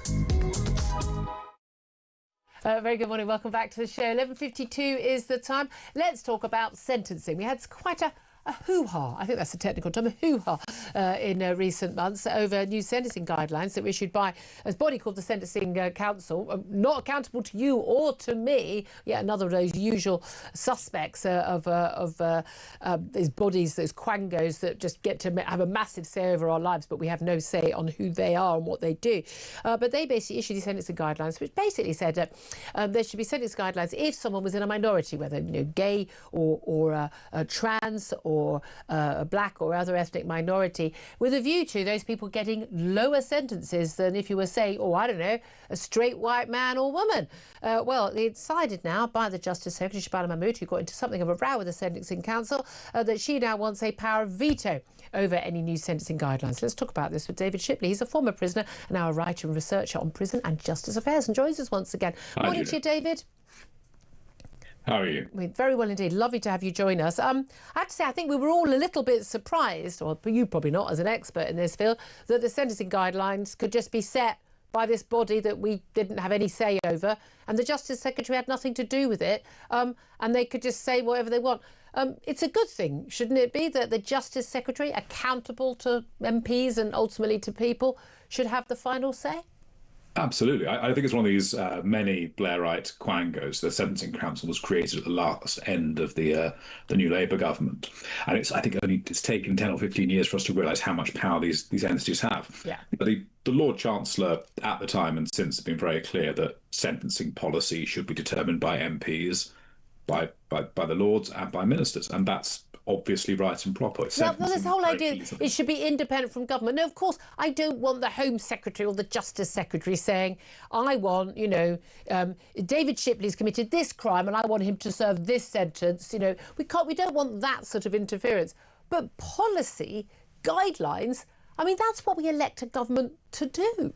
Yeah, absolutely. And there was a very strange power creep that was going on with the Sentencing Council in the spring. They were trying to advocate this idea that actually it was improper for ministers to have a view on sentencing policy, as if it could only be made by experts, which is crazy. Absolutely. We elect governments to govern. And I think there's a really interesting tension actually at the minute between different wings of the Labour government. So at one end, you've got Lord Hermer, who's loves international law and has deployed his government lawyers to inform on ministers. Yeah, the Attorney General, yeah. Yeah, absolutely. And at the other end, you've got Shabana Mahmood, who I think gets it. She recognises that the rules should be set by Parliament. They should be set democratically. The ministers should be allowed to decide what happens within their briefs. I have to say, she did stand up to them, though there was quite a bit of toing and froing about whether or not actually her staff had actually been sitting in meetings when they were deciding. It was only controversial once it hit the media, and then the people went, sorry, I'm not entirely sure why, because someone's black or someone's white or trans or gay or straight should get a different sentence. But I think the one thing we can all agree on, people who are paying attention, is that people should serve the sentence they are actually given. Now, we've seen people serving, 2/3 and then half and then 40%, but prisoners will be assured of early release a third of the way through their sentences, as long as they don't misbehave, under new legislation to be unveiled today. why are we even bothering sending anyone to jail at all now? Yeah, I think if this was done properly, it could be really effective. So if you look at Texas, if you get a 10-year sentence, if you behave badly, you might stay in for 10 or more years. And if you are a brilliant prisoner who really works to change their life, you could be out in a couple of years. I think the incentive there to really behave well is actually very powerful. What we're getting here instead... The incentive should be you serve 10 years if you behave well, but you'll serve another 5 if you behave badly. Well, they do have that in Texas as well. I think there's carrot and stick in the Texas model. But what we're getting here is essentially that as long as you don't break the rules and you behave yourself, you'll be out a third of the way through. And I'm just not sure it's enough to shift behaviour, because actually if you behave badly, you'll still be out halfway through. So but again, what main issues behind bars is that people are locked up for 22, 23 hours a day in overcrowded conditions with nothing to do other than, smoke skunk, and do nothing. I mean, if we want people to behave well, we need to have a clear, simple rate. Everyone is up, everyone is working, everyone has something to do. You get people off drugs, you've got rehab, you've got education, people teaching, training people in new skills. That would improve good behaviour, wouldn't it? That would be a more useful thing to do. But as we know, these things cost money. This isn't about improving good behaviour or motivating people. This is simply about we haven't got enough prison space because no one's built enough prisons in the last 20 years, so we're going to have to just release a load of criminals. I mean, it's not a solution to the problem that the public perceive. I don't think it is, and I think you're absolutely right. The problem is what goes on in prison. And we haven't got enough space. They're trying to solve that problem. But what you were describing does actually happen at a place called MCC Colchester. So this is the military's version of a prison. Yeah. If you're a squaddy and you go to prison, you go to Colchester, and there you get up every day, you exercise, you train, you study, you get help for substance abuse issues, gambling problems, whatever it might be. And they have a reoffending rate of 9%. Wow. Compared to the 40 or so percent that we have here in the main prison system. So it shows it can be done. This is the thing, it can be done. And I don't mind a bit of carrot and a bit of stick, but again, I think most people, especially if someone's been a victim of assault or a theft that's damaged their business or their homes been burgled, that actually the idea that someone, if assuming they get arrested, assuming they get charged, assuming they go to court, assuming they get sentenced to prison, there's a lot of assumptions there, that someone being sentenced to 8 years for an assault on you or a rape or something, and the fact that they might be out in a couple of years is an insult. I think it is, and I think we should have honesty in sentencing. I think it's much better to say this person will be doing 4 years in prison, yes, and know that that's true. I think when people hear a sentence of 10 years and actually that means 3 or 4 years behind bars, they find that baffling. And that's perfectly right. Yeah, and I think you're right, honesty in sentencing as well. I think also, as you say earlier, the sentencing guidelines being decided by people who, whether we voted for them or not, are at least accountable to the electorate. David Shipley, always so good to talk to you, always good to get your perspective. Lots more I want to talk about. I'd love to hear your thoughts on all of the topics we've been covering today. 0344 499 1000. We are going to be talking about the arrest of Graham Linehan, something of a hero, I think, for many of us, and free speech, but he's arrested over some posts he's put on social media. We're also going to be talking up next after the news to Katie Lamb. She's the Shadow Home Office Minister, about where we are on all these absurd immigration stories. Basically, 1 in, 1 out? No, actually it's 3,500 in and none out. This is Talk.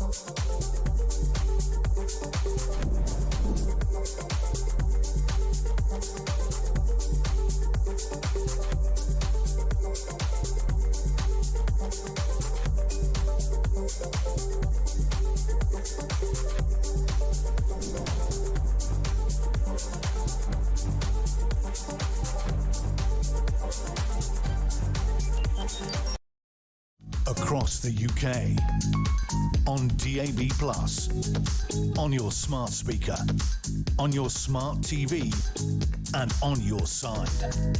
This is Talk.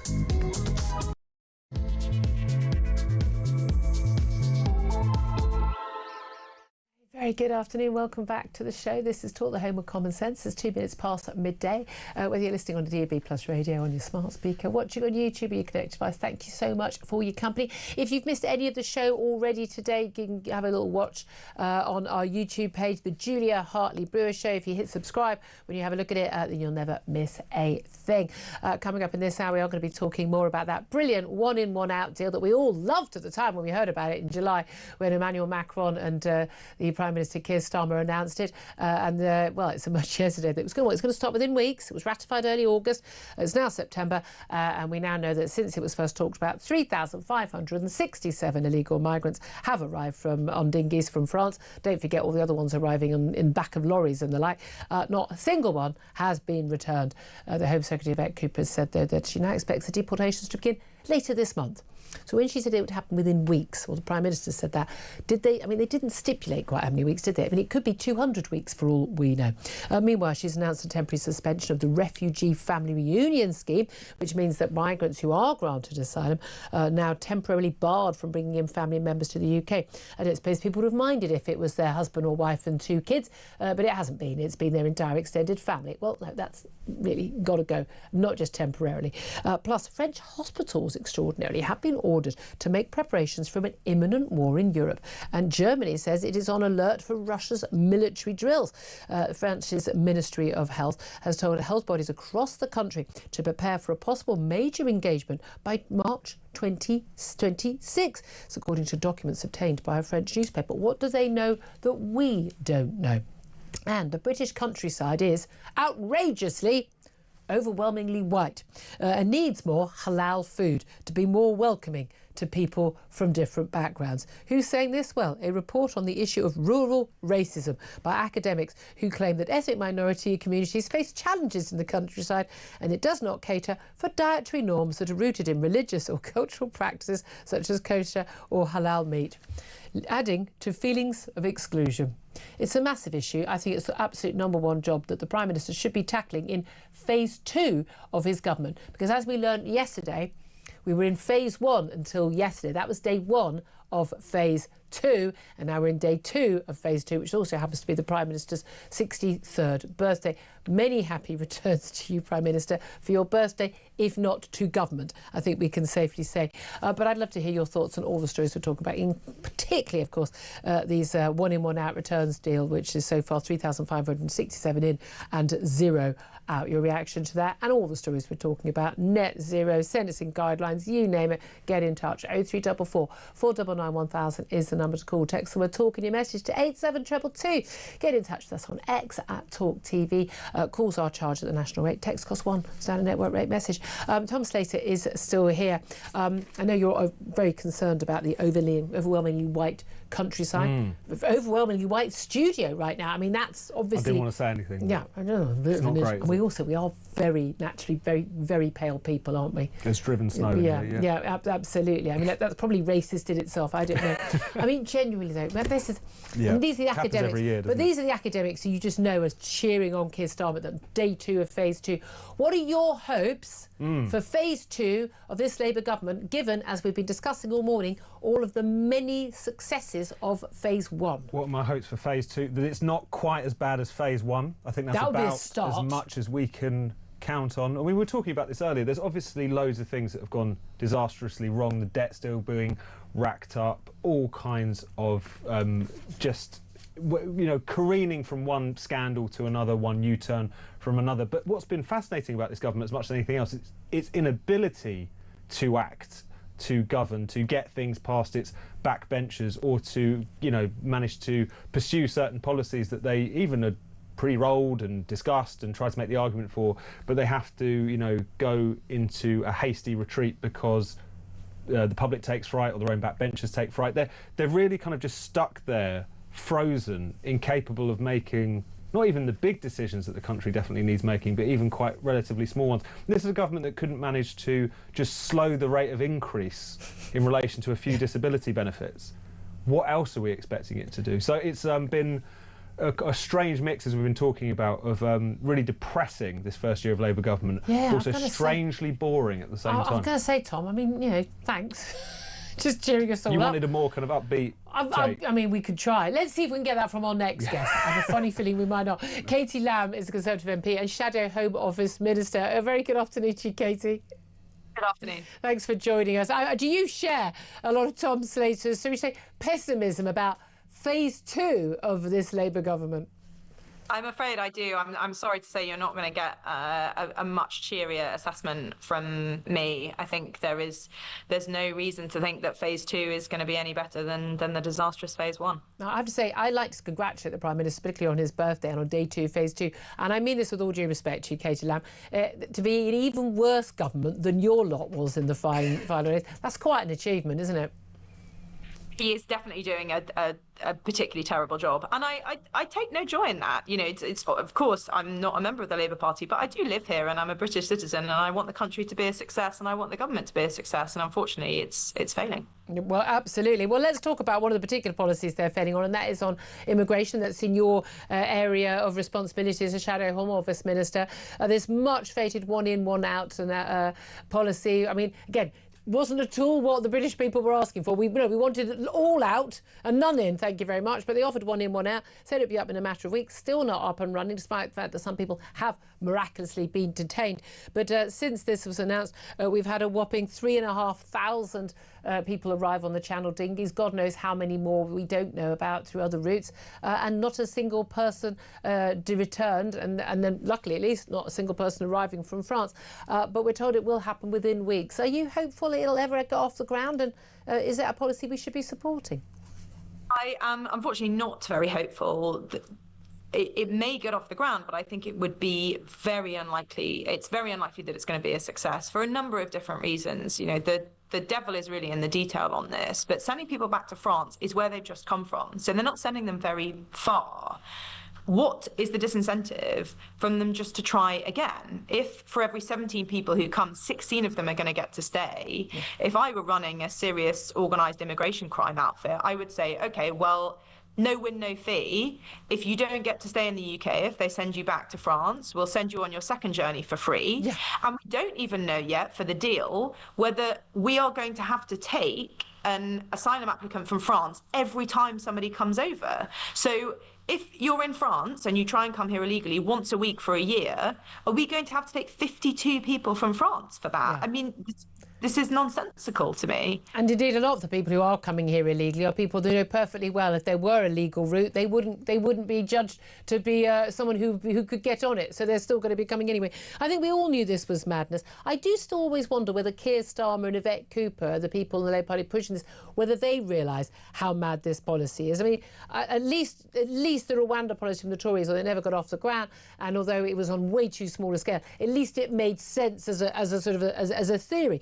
What do you make of the announcements we had from the Yvette Cooper, the Home Secretary, yesterday about, rather more detail in terms of things like announcing a temporary suspension of the refugee family reunion scheme? So if you're granted asylum here, you can't now just bring your entire family with you. It's going to be a temporary bar on that. We don't know how long, but also the decision to expedite a load of students coming over on scholarships paid for by the taxpayer under a Foreign Office scheme to come here from Gaza to study in this country. What do you make of both of those policy announcements?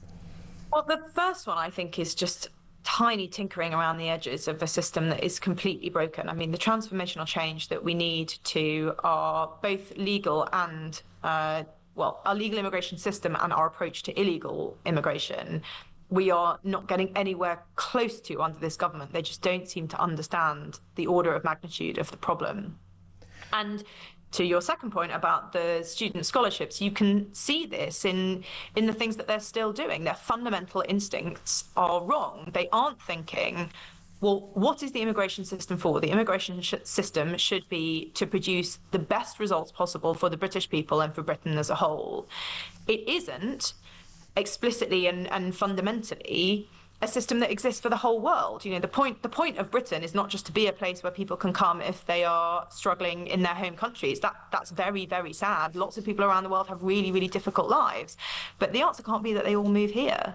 I wrote this in the column of The Sun last week, and a lot of people said how heartless and cruel I was. I'm like, well, how many billion do you plan to take? I've never had a clear answer from people on this about why they would draw the line at, say, 10,000 or 100,000 or a million or 100 million, because we're talking about billions of people who have worse lives and, if given the option, would rather live here than live where they live.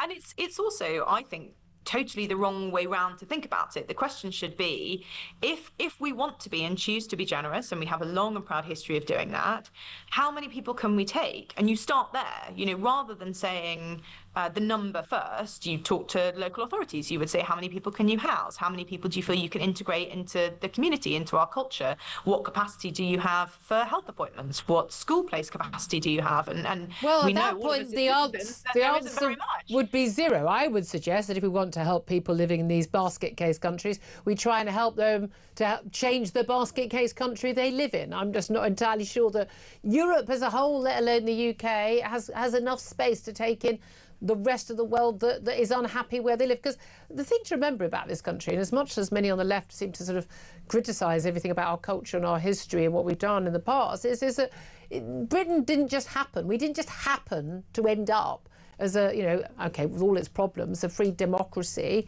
with relative, you know, economic wealth. It didn't just happen. It was something that the British people and the culture, the philosophy and the religious background help deliver it, you know, and I don't see why we do need to share it with the rest of the world, frankly.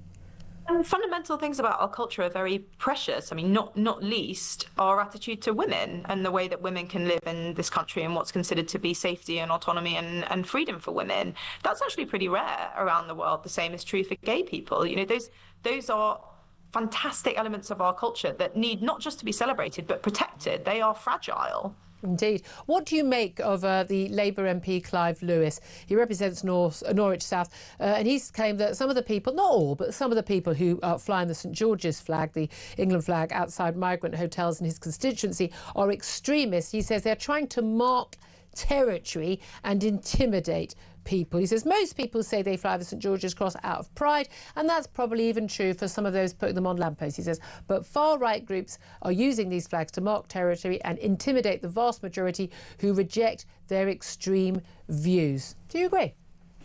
I think everybody should be happy and proud to see the flag of their country in the country that they live in. And I think if people have a problem with that, then I think that is their problem. That's not a problem with the flag. OK. How long do you think it's going to take the Conservatives under your leader, Kemi Badenoch, to get to the same position as, let's face it, where Reform is, where they are 35% in the polls? They're 15 points ahead of Labour even, Tories trailing behind, where they are saying, we're going to deal with the issue of immigration and illegal and legal, but we're going to be dealing with these issues and we are going to get out of the European Convention on Human Rights, get out of the whatever aspects of the Refugee Convention, Human Rights Act and all of that, so that we can actually remove people from this country who arrived here illegally or have stayed here illegally.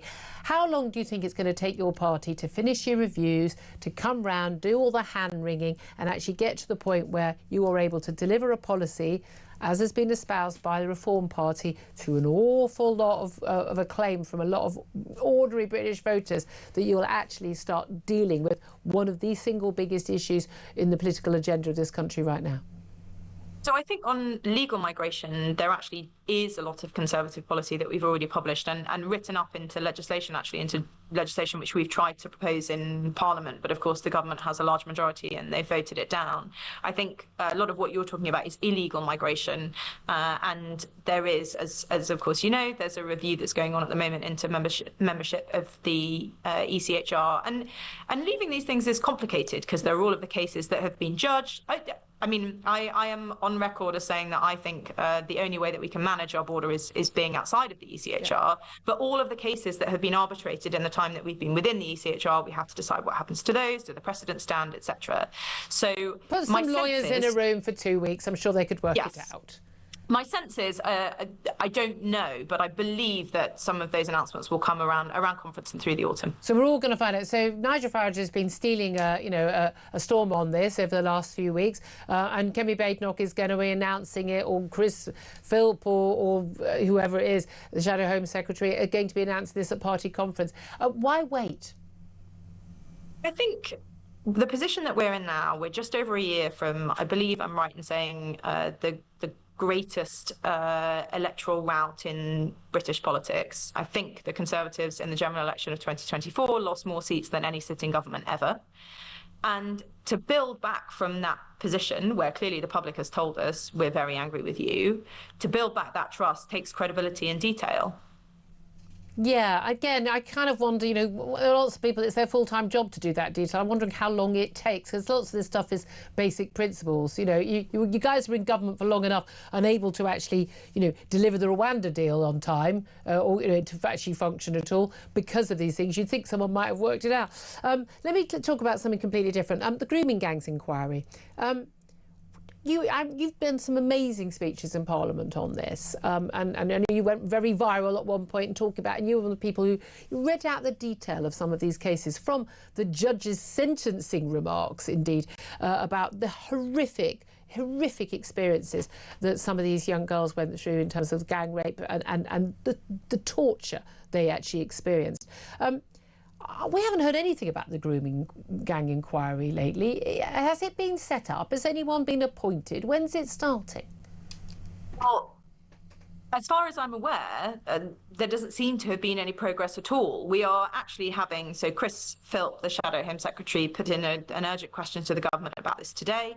That's now been converted to a statement. So we're hoping to hear from Jess Phillips. Because of Parliament, there's no exact time, but I think about 1:30, perhaps, on what the latest is. But I don't really understand the delay. No, I mean, we're talking months now, aren't we? It's quite bizarre. And just finally, the Green Party have elected a brand new leader, Zach Polanski, this morning. He apparently is quite open to the idea of, working with other parties, particularly Jeremy Corbyn and Zara Sultana's new party, the Your Party.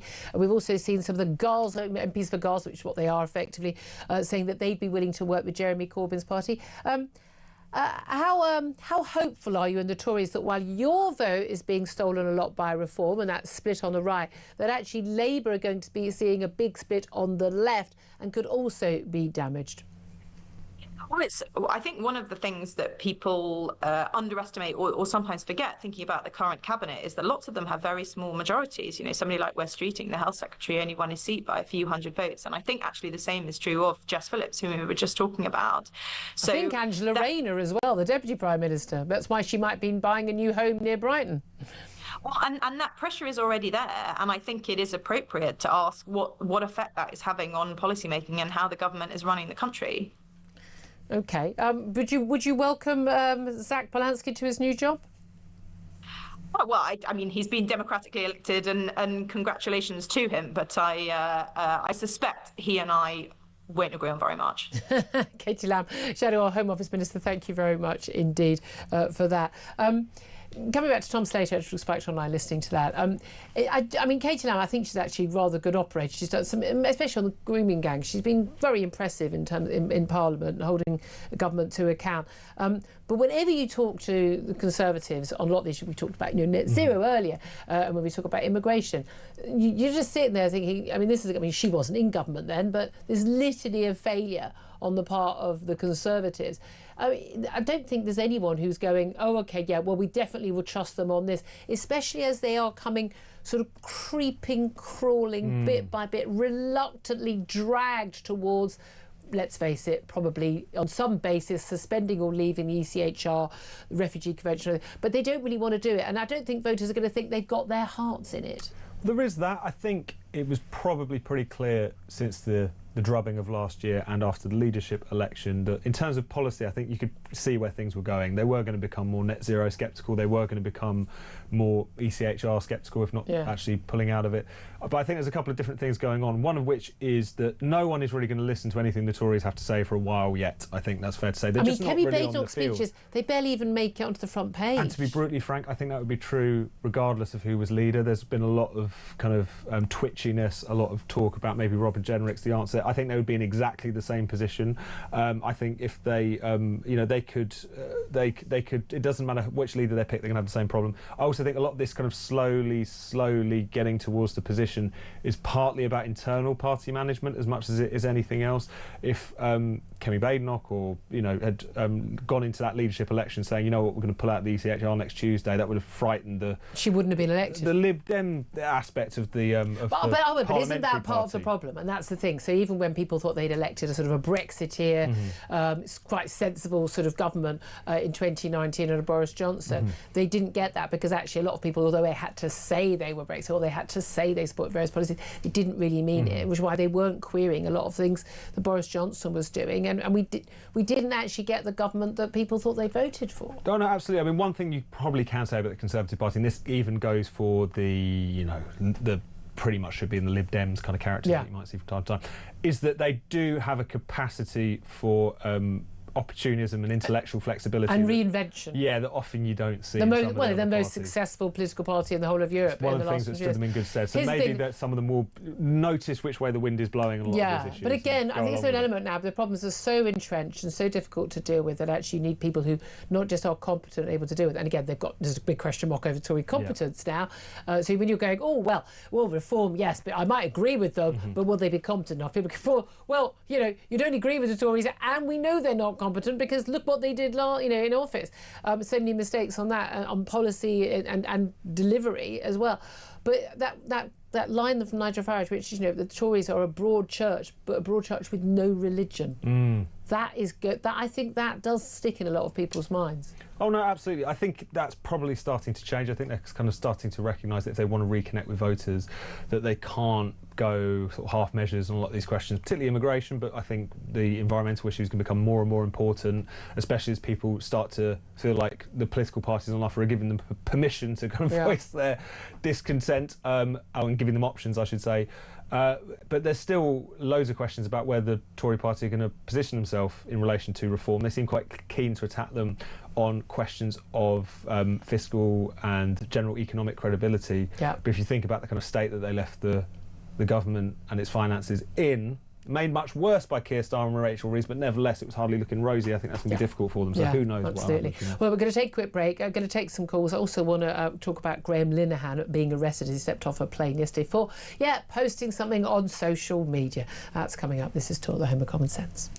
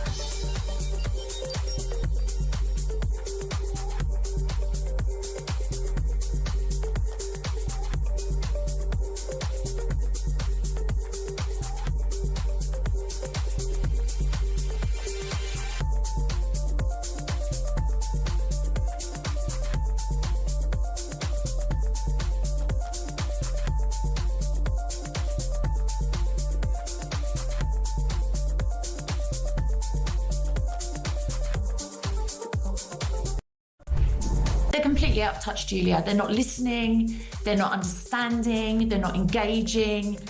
I mean, it's not just Epping. This is up and down this country. Every town, every city, protests, people out putting flags up saying we've had enough, we don't want this anymore, please listen to us. Our rights are being put on the back burner. Our rights don't matter as much as the rights of migrants that are coming into the country. Well, you were told that by the Home Office lawyer in the Court of Appeal. Literally said that.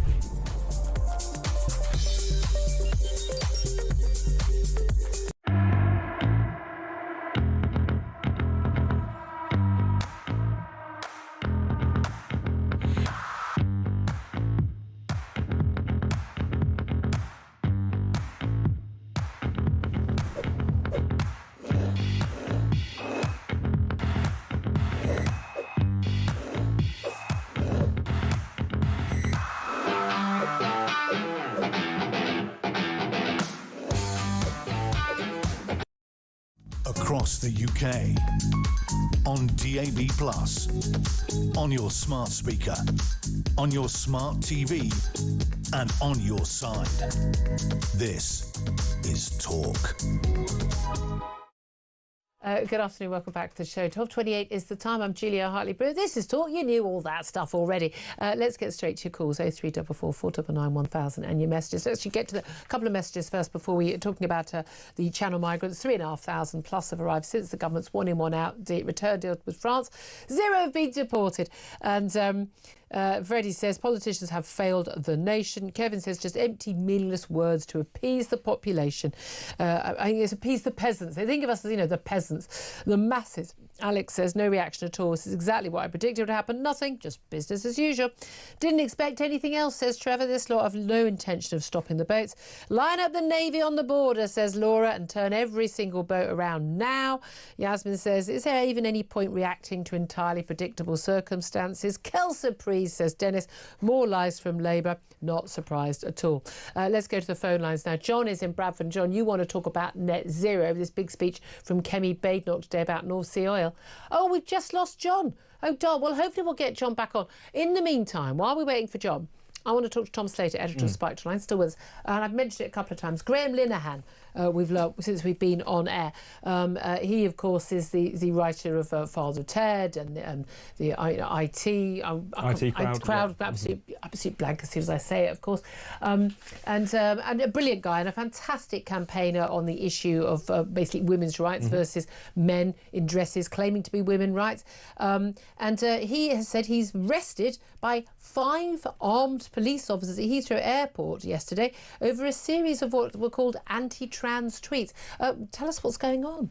This is a really sinister case. I mean, we talk about people being arrested for tweets all the time, and I think this one really hammers it home. So he was flying back to the UK from Arizona. He lands at Heathrow Airport. This is all his account. He's out writing a new series in America, isn't he? Absolutely, and he's also back this week for a separate court case, which we won't get into at the moment, but 5 officers is his claim. He was arrested at the airport. No other crimes taking place yesterday? No, absolutely. I'm sure it was an easily quiet day on the radio. So they showed up. He was taken to a cell. He was interviewed and he was asked specifically about 3 tweets which were sent back in April. I won't read them all out here, but one referring to what women should do if a man enters a women's space, joking that maybe they should give them a punch in a certain area, which might deter them from entering a women's space again. There was another photo of a kind of trans activist protest that Graham joked that a photo you can smell. And another one, probably the most striking one here as to why this is the police's business at all. I hate them, misogynists and homophobes, F them. So these 3 tweets, according to Graham, were put before him. We've now got a statement from the Metropolitan Police reported by Charlie Peters and others saying that this interview was on suspicion of inciting violence. Because presumably because there was that joke about a punch in the plums. But the joke is you're talking about supposedly trans-identified men calling themselves trans women, but you punching them between the legs would hurt particularly because they have spherical objects there that she mentions. I don't know what word I'm allowed to say. I'm sure the testicular arrangements which would hurt. Let's go with that. Quite. And And the couple more details which are really troubling. So not only he's been bailed, not charged, which is one of the reasons it's a bit easier to talk about this case, but also that one of his bail conditions, in fact his only bail conditions, is that he can't tweet, so he can't talk. So he's been interviewed by police on suspicion of a tweet crime, and as a consequence of this, he's told he's not allowed to tweet. We wait to see what's going on with this. The Free Speech Union are involved and paying for his legal representation, as you would This is why I'm a member of the Free Speech Union. But this is the thing. Even if nothing comes of this in the end, the process is the punishment. Always. One detail here in his account is that he ended up having to seek medical attention. He got taken to A&E because he had incredibly high blood pressure, a combination of not just this encounter with the authorities, but also many years of being harassed, not just by trans activists. All the stress level. Look, he's lost his career, his family, his friends. I mean, do we really have we really become a country? And I think the answer is yes, in which comedians or anyone, frankly, can be arrested by 5 police officers over what they tweet and are so distressed by the experience they have to go to hospital. This is where we've ended up. But also, we've seen many cases where the likes of Kelly J. Keane and others who are activists, not anti-trans, they are simply pro-women because women are only not a subset, and they're standing. And we've seen, politicians claiming to be the nice people standing in front of the protesters, who are objecting to people talking about women's rights and women's safe spaces, who make the most outrageous threats. They hold up placards saying, kill TERFs, punch TERFs, rape TERFs. I mean, interesting, because of course I don't know how trans women could do that if they're women. You can't commit rape under English law if you're a woman. The rape threats, the death threats to people like J.K. Rowling and to many other women online who talk about this, no action taken whatsoever, nothing. And we've just had that case of the Labour councillor Ricky Jones standing up in front of a crowd, rising tensions, and talking about these migrant hotels outside a migrant hotel in the place where he represents, and talking about how we need to slit the throats. He's on tape. It's not questionable. Oh, did he say it? Didn't he? He's on tape, mouths, actually saying the words and then putting his finger across his throat, slit the throats of the fascists, the protesters. He went to trial, and quite rightly, and a jury let him off because juries largely don't think people who say things should go to prison. I think the jury. I know you'll probably agree with the jury. I think the jury were probably a bit questionable on that. Don't want him to go to prison for it. No, but we know that Lucy Connolly, for much less, did spend more than a year behind bars. There's nothing in here that is a crime. Even saying I hate people. You're allowed to hate people. Also, hate and love are opposite things. You're allowed to hate people. Absolutely, and who he's hating on is misogynists and homophobes. So if the police have an issue with that, maybe they should look themselves in the mirror. I was put in mind. I hate misogynists and homophobes. Feel free to arrest me for that, but I'm happy to submit to a jury. Do you remember that case of I think his name is Sarah Jane Baker, that geezer who transitioned himself in prison, who gave a speech in front of one of these kind of trans rights rallies and saying, if you see a TERF, punch them in the effing face. Again, was investigated. Nothing happened there. Yeah. And yet here, 5 police officers armed at Heathrow Airport. I'm just done with this. I'm done. And then, the Elon Musks and others say there's something wrong, and J.D. Vance's with freedom of speech in this country. They're not wrong. They're not. Graham Linehan, we are on your side. I know you're a big listener to the show. We are on your side, and I'm very glad the Free Speech Union's got involved. And seriously, though, thank God for the Free Speech Union in this country, because I don't know who else would be standing up for people like this. Love to hear your thoughts on this. Get in touch, 0344 499 1000. Let's get back. I think John is in Bradford. We did manage to get him back on the line. John, sorry to keep you waiting, my darling, but we lost your line. You wanted to talk about net zero and Kemi Badenoch's speech today. Well, it's a very simple solution.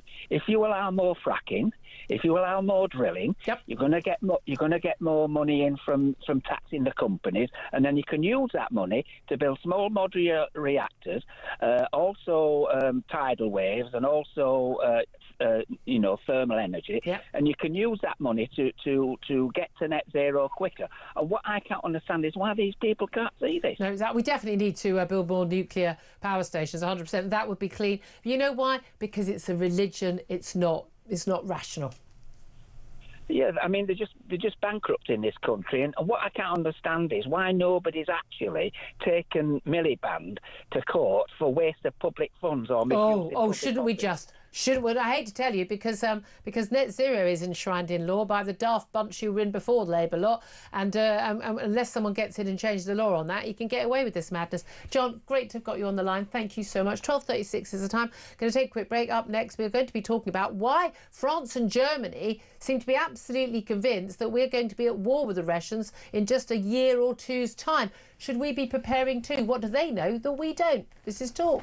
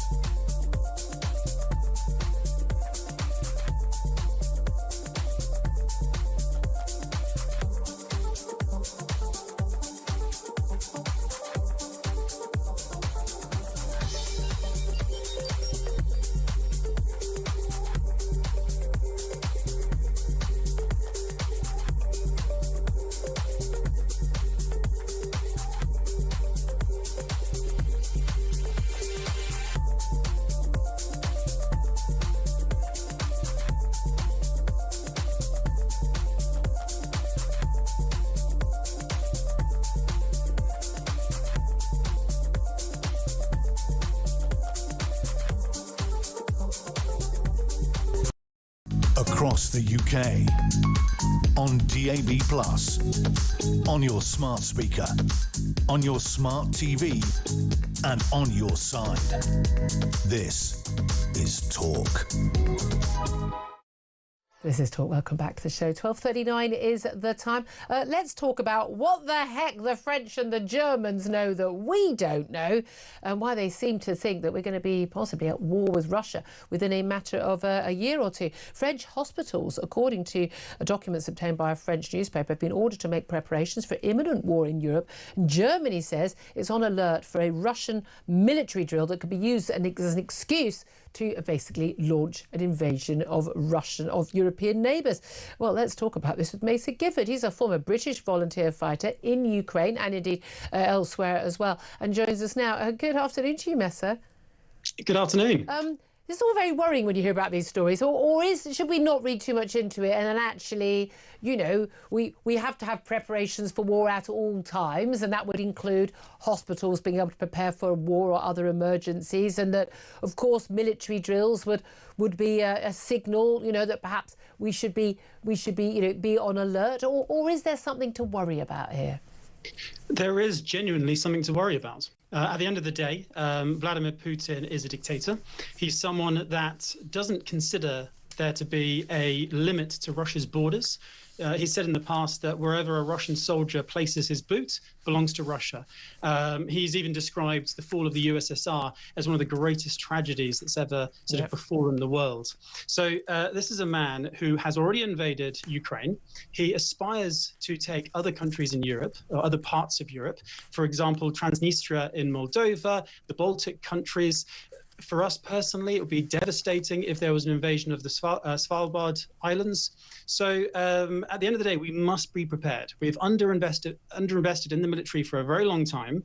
And the new Russian tactic of seizing ground and then hiding behind their bloated military forces and their nuclear weapons is something that could genuinely erode Europe's borders. Yeah, I mean, I do wonder about our ability to actually see the genuine threats that face us, given that an awful lot of the so-called experts, even up to, mid-February in 2022, were saying, of course Russia isn't going to invade Ukraine. Putin said he wouldn't, apart from the fact he basically had said he would, and he'd amassed 120,000 troops on the border and a whole bunch of tanks. I remember thinking it was pretty much a sure thing that he was going to invade. Oh, and what a surprise he did. I mean, first of all, you can't take anything he says for granted. He has talked today about how, of course, he's not going to invade other countries, but he's done it repeatedly. And he's done it very cleverly, as we saw with Crimea in 2014, the little green men. No Russian insignia on their uniforms, but they were basically, Russian military going in. And that's the big fear in countries like the Baltic states, that's what's going to happen. They're surrounded by Russian territory. And the fear in Poland. Do you think actually the countries that have not only have real borders, actual land borders with Russia, but also have experienced life under Russian rule, under Soviet rule, they perhaps get it rather better than our lot do here? Absolutely, because the threat for them is right on their doorstep.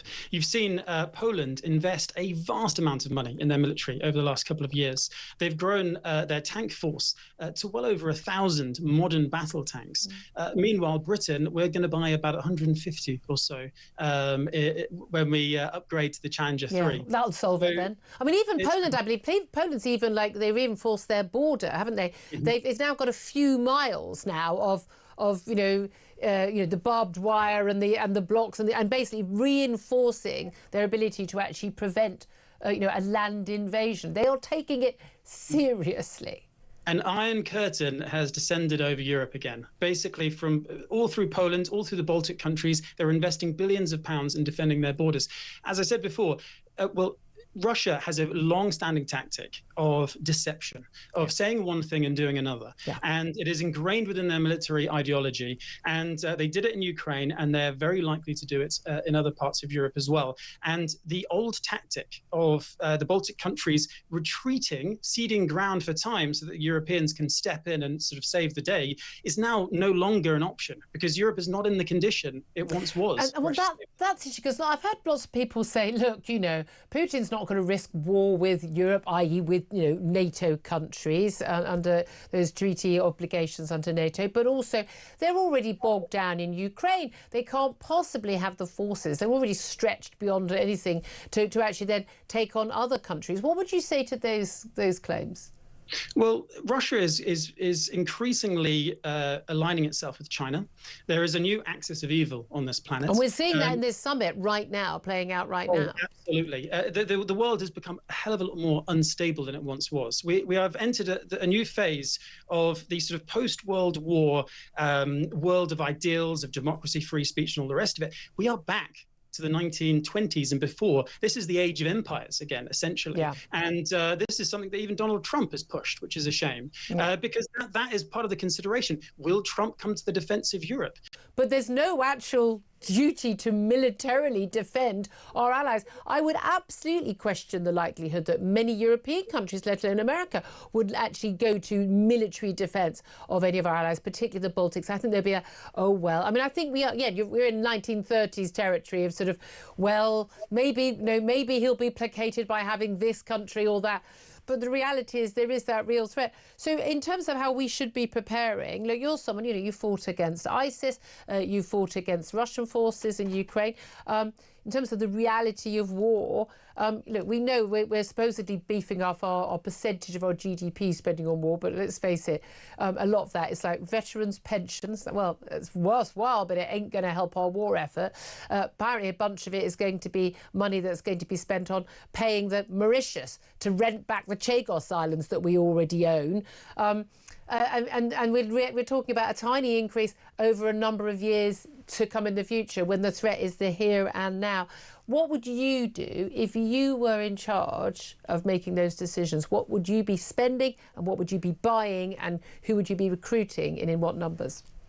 Well, if the first thing I've been devastated by is the split between Europe and America, I do think that closer unity between sort of Western civilization, amongst Western civilization, is so vital when we come to countering the rise of countries like China. Yet at the same time, we should be spending more on defense. We should be spending more money on the ability to grow mass. I'm not necessarily saying that we should have a bloated army today, but the ability to have a solid reserve of equipment that then when there is a surge of sort of patriotic fervor, if there were to be a major large-scale war, it doesn't have to be patriotic fervor, it could be actually just the fact that we'd be recruiting more. Just the ability to train them, the ability to house them, the ability to actually equip them and then deploy them. We've got to consider the military today, which is 74,000 or whatever it is at the moment, is simply the first wave of a major conflict. The ability to raise another 50,000, 60,000, 100,000 is something that we should be considering and investing in. And when you look at countries like Finland, they've got like 250,000 people in their reserves. Absolutely, and they've got plans to grow it to 1 million. By the way, their population is something like 5 million people in the entire country, yet they have plans to grow their reserve to 1 million people in the event of war. So it's just the ability in the UK to have the equipment and the resources and the infrastructure available that if there was a large-scale war, that we would actually be able to defend ourselves and actually be a partner. Which right now we can't, and when we do need to, it's going to cost us a heck of a lot more. Absolutely. And as you said before, the Chagos Islands, we absolutely should not be falling into that trap. Absolutely, 100% on that. Mesa, we'll have to leave it there. Mesa Gifford, former British volunteer fighter in Ukraine. He's been on the actual ground, on literally in the trenches. Tom Slater, I mean, he speaks an awful lot of sense to this. How worried are you about this? And especially you've got this meeting going on in the West, in the East right now. We've got Xi Jinping hosting the likes of the North Korean leader, Russian leader Vladimir Putin, the Indian leader Modi, who's increasingly supposed to be one of us, democratic leader, increasingly moving to the East. Well, it's one of those things where we knew that we were heading towards this more multipolar world. That was kind of an inevitability. There's also the kind of question about what it is that China in particular want. They, in some respects, are quite a kind of cautious sort of status quo power. You could get the sense that they were as, if not morally outraged and certainly irritated by what Russia did in Ukraine because of the fact that it kind of scrambles the dial and whatever. But I think the takeaway is, regardless of what happens next, the West in particular, but probably the world in general, has realised that this kind of like supposed holiday from history that we've been on is over. And we need to start looking at geopolitics afresh. We cannot just assume that everything's going to be fine because war is something that happened in the past. In the past. There are big questions to be had. I'm sure everyone wants to do that in such a way that averts any kind of major conflict and what have you. But at the same time, those questions need to be addressed. You can avert a conflict by preparing for a conflict. Speak softly, but carry a big stick. We ain't got the stick. That's right. We've got idiots like David Lammy. Got a twig-lit, I think, we've got a twig-lit, exactly. Coming up, on that happy note, happy Tuesday, day 2 of phase 2. Again, when we talk about the immigration, we talk about the economy and all the things, this is a government that is utterly, utterly incapable of taking on and dealing with some of these issues. Up next, I wonder if they'll be able to take on the #1 issue in this country. The countryside is too white, it's probably racist, it's not inclusive, and what it needs is more halal meat. That is a genuine academic report. We're going to be talking about that up next. You don't want to miss it. This is Talk.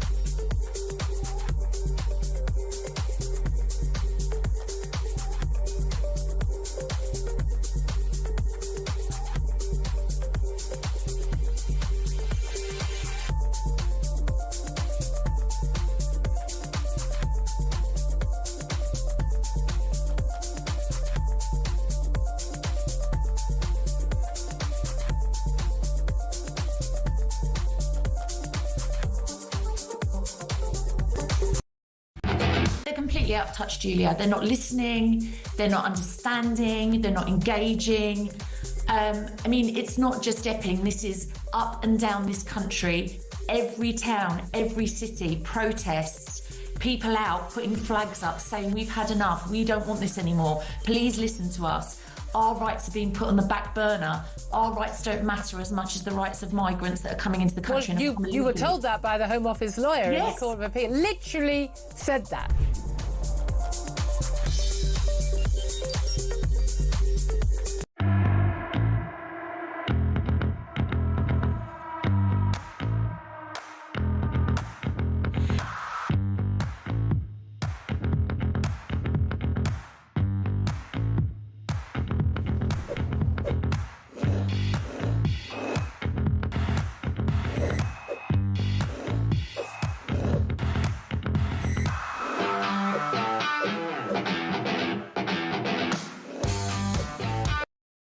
Across the UK, on DAB+, on your smart speaker, on your smart TV, and on your side. This is Talk. Good afternoon, welcome back to Joe. 12:53 is the time. You know what the problem is with this country? It's not the economy. It's not, problems with our heritage. It's not problems with immigration. It's not problems with the NHS. What the problem is really is that we don't have enough halal meat in the countryside, which means it's not inclusive for people coming from minority, religious and ethnic groups. Apparently, that is genuinely what the University of Leicester's Centre for Hate Studies thought. They produced a report this week on the issue of rural racism. Apparently, the British countryside, outrageously in an overwhelmingly white country, is overwhelmingly white and needs more halal food. Couldn't make this stuff up, except of course they did make it up because these organisations, these academics are utterly bonkers. Let's talk about this with the Countryside Alliance's David Bean, who joins us. A very good afternoon to you in your, no doubt, overwhelmingly white, non-inclusive part of the world. Well, I'm in London, so it's perhaps a little bit more inclusive than it might otherwise be. But thank you, Julia. Good afternoon. I mean, it is utterly bonkers. We've had so many reports in recent years saying nonsense things like, black people can't go to the countryside and it's too white, we're not encouraging people. As if, what do you need to do encourage people to go on a walk in the countryside? But this report suggests that people from certain ethnic and religious backgrounds don't feel welcome in the countryside because it's full of white people and they can't get halal and indeed kosher food. Is that the case? Well, you're right, Julia, of course, that this story crops up every roughly 18 months or so, every time an activist group, or as in this case, a group of academics, publish something to this effect. And it's always very much the same sorts of points that are being made.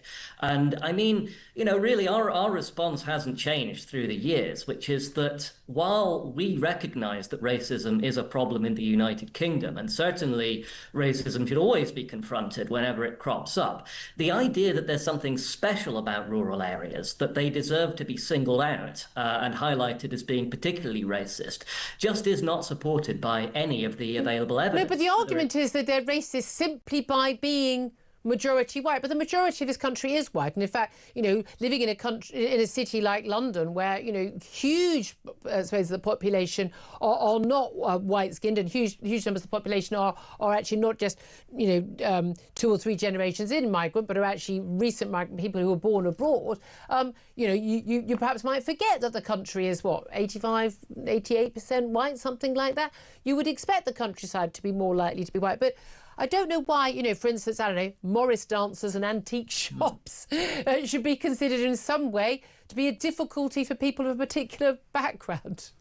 No, indeed. And of course, there are good reasons why the countryside tends to have a higher proportion of white people than urban centres. Typically, if you immigrate into the United Kingdom, then you're going to be looking for a couple of things in particular. First of all, you're going to be looking for a place where you can most easily find work that you're suited to. Well, that's going to be in a city. Yeah. Also, you might very well be looking for people who come from the same sort of background as you do. Again, you're likely to be in a city. But also, I'm not sure why anybody who, for instance, was an immigrant to this country as opposed to born here, either group would be surprised to discover that there are areas of the country where the majority of the population are white, and why that would be an issue. I wouldn't go, for instance, to India and feel, this isn't welcoming. because these people don't look like me because they're not white, or think that when I used to live in the Caribbean, or when I've lived in other parts of the world. I mean, I think it's a really strange thing for people to be concerned about. But of course, I mean, this report is because how can we make the countryside more inclusive? I mean, what they mean by that is how can we make the countryside more like our cities? But don't people go to the countryside for it not to be like our cities?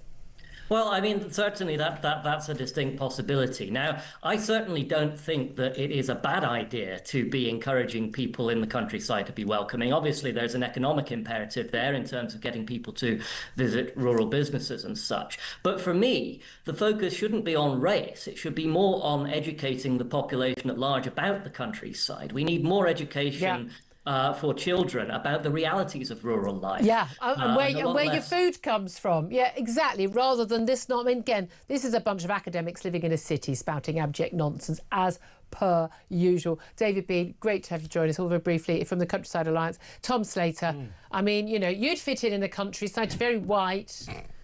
Apart from the fact I don't know what I'm doing in the countryside. No, exactly. You know, I'd be as clueless. I bet you don't even own a pair of wellies. Of course not. No, What do you do with something like but these reports, they come out as David It's every said. year, yeah. It is. I mean, but these people are mad. I keep saying this on the but they're just. What are they talking about? I think they set eyes on something. It could be the countryside, it could be you know, children's cereal box character, and they just work out how it's racist. There are too many orange characters on, and Yeah. it's not inclusive of green characters. It makes a lot more sense when you realise they've just started with the conclusion and worked backwards. So. Yeah, absolutely. But also that they are just not very clever. I think that's the main thing. There are an awful lot of people called academics now, just not very clever. Anyway, Tom said it's been an absolute pleasure having your company, talking always loads of sense today. Ian Collins, we're hoping, is going to be talking sense. He's up next. Good afternoon to you. That's why the Dulux head office always win loads of awards for diversity, isn't it? They do rather well. I mean, the countries are ridiculous. Look at a badger, for example. They're black and white, so they're ticking all the boxes. Very fair point. No one ever saw a mischievous And you're not allowed stoat to kill them. or an angry beaver. You know, they're all...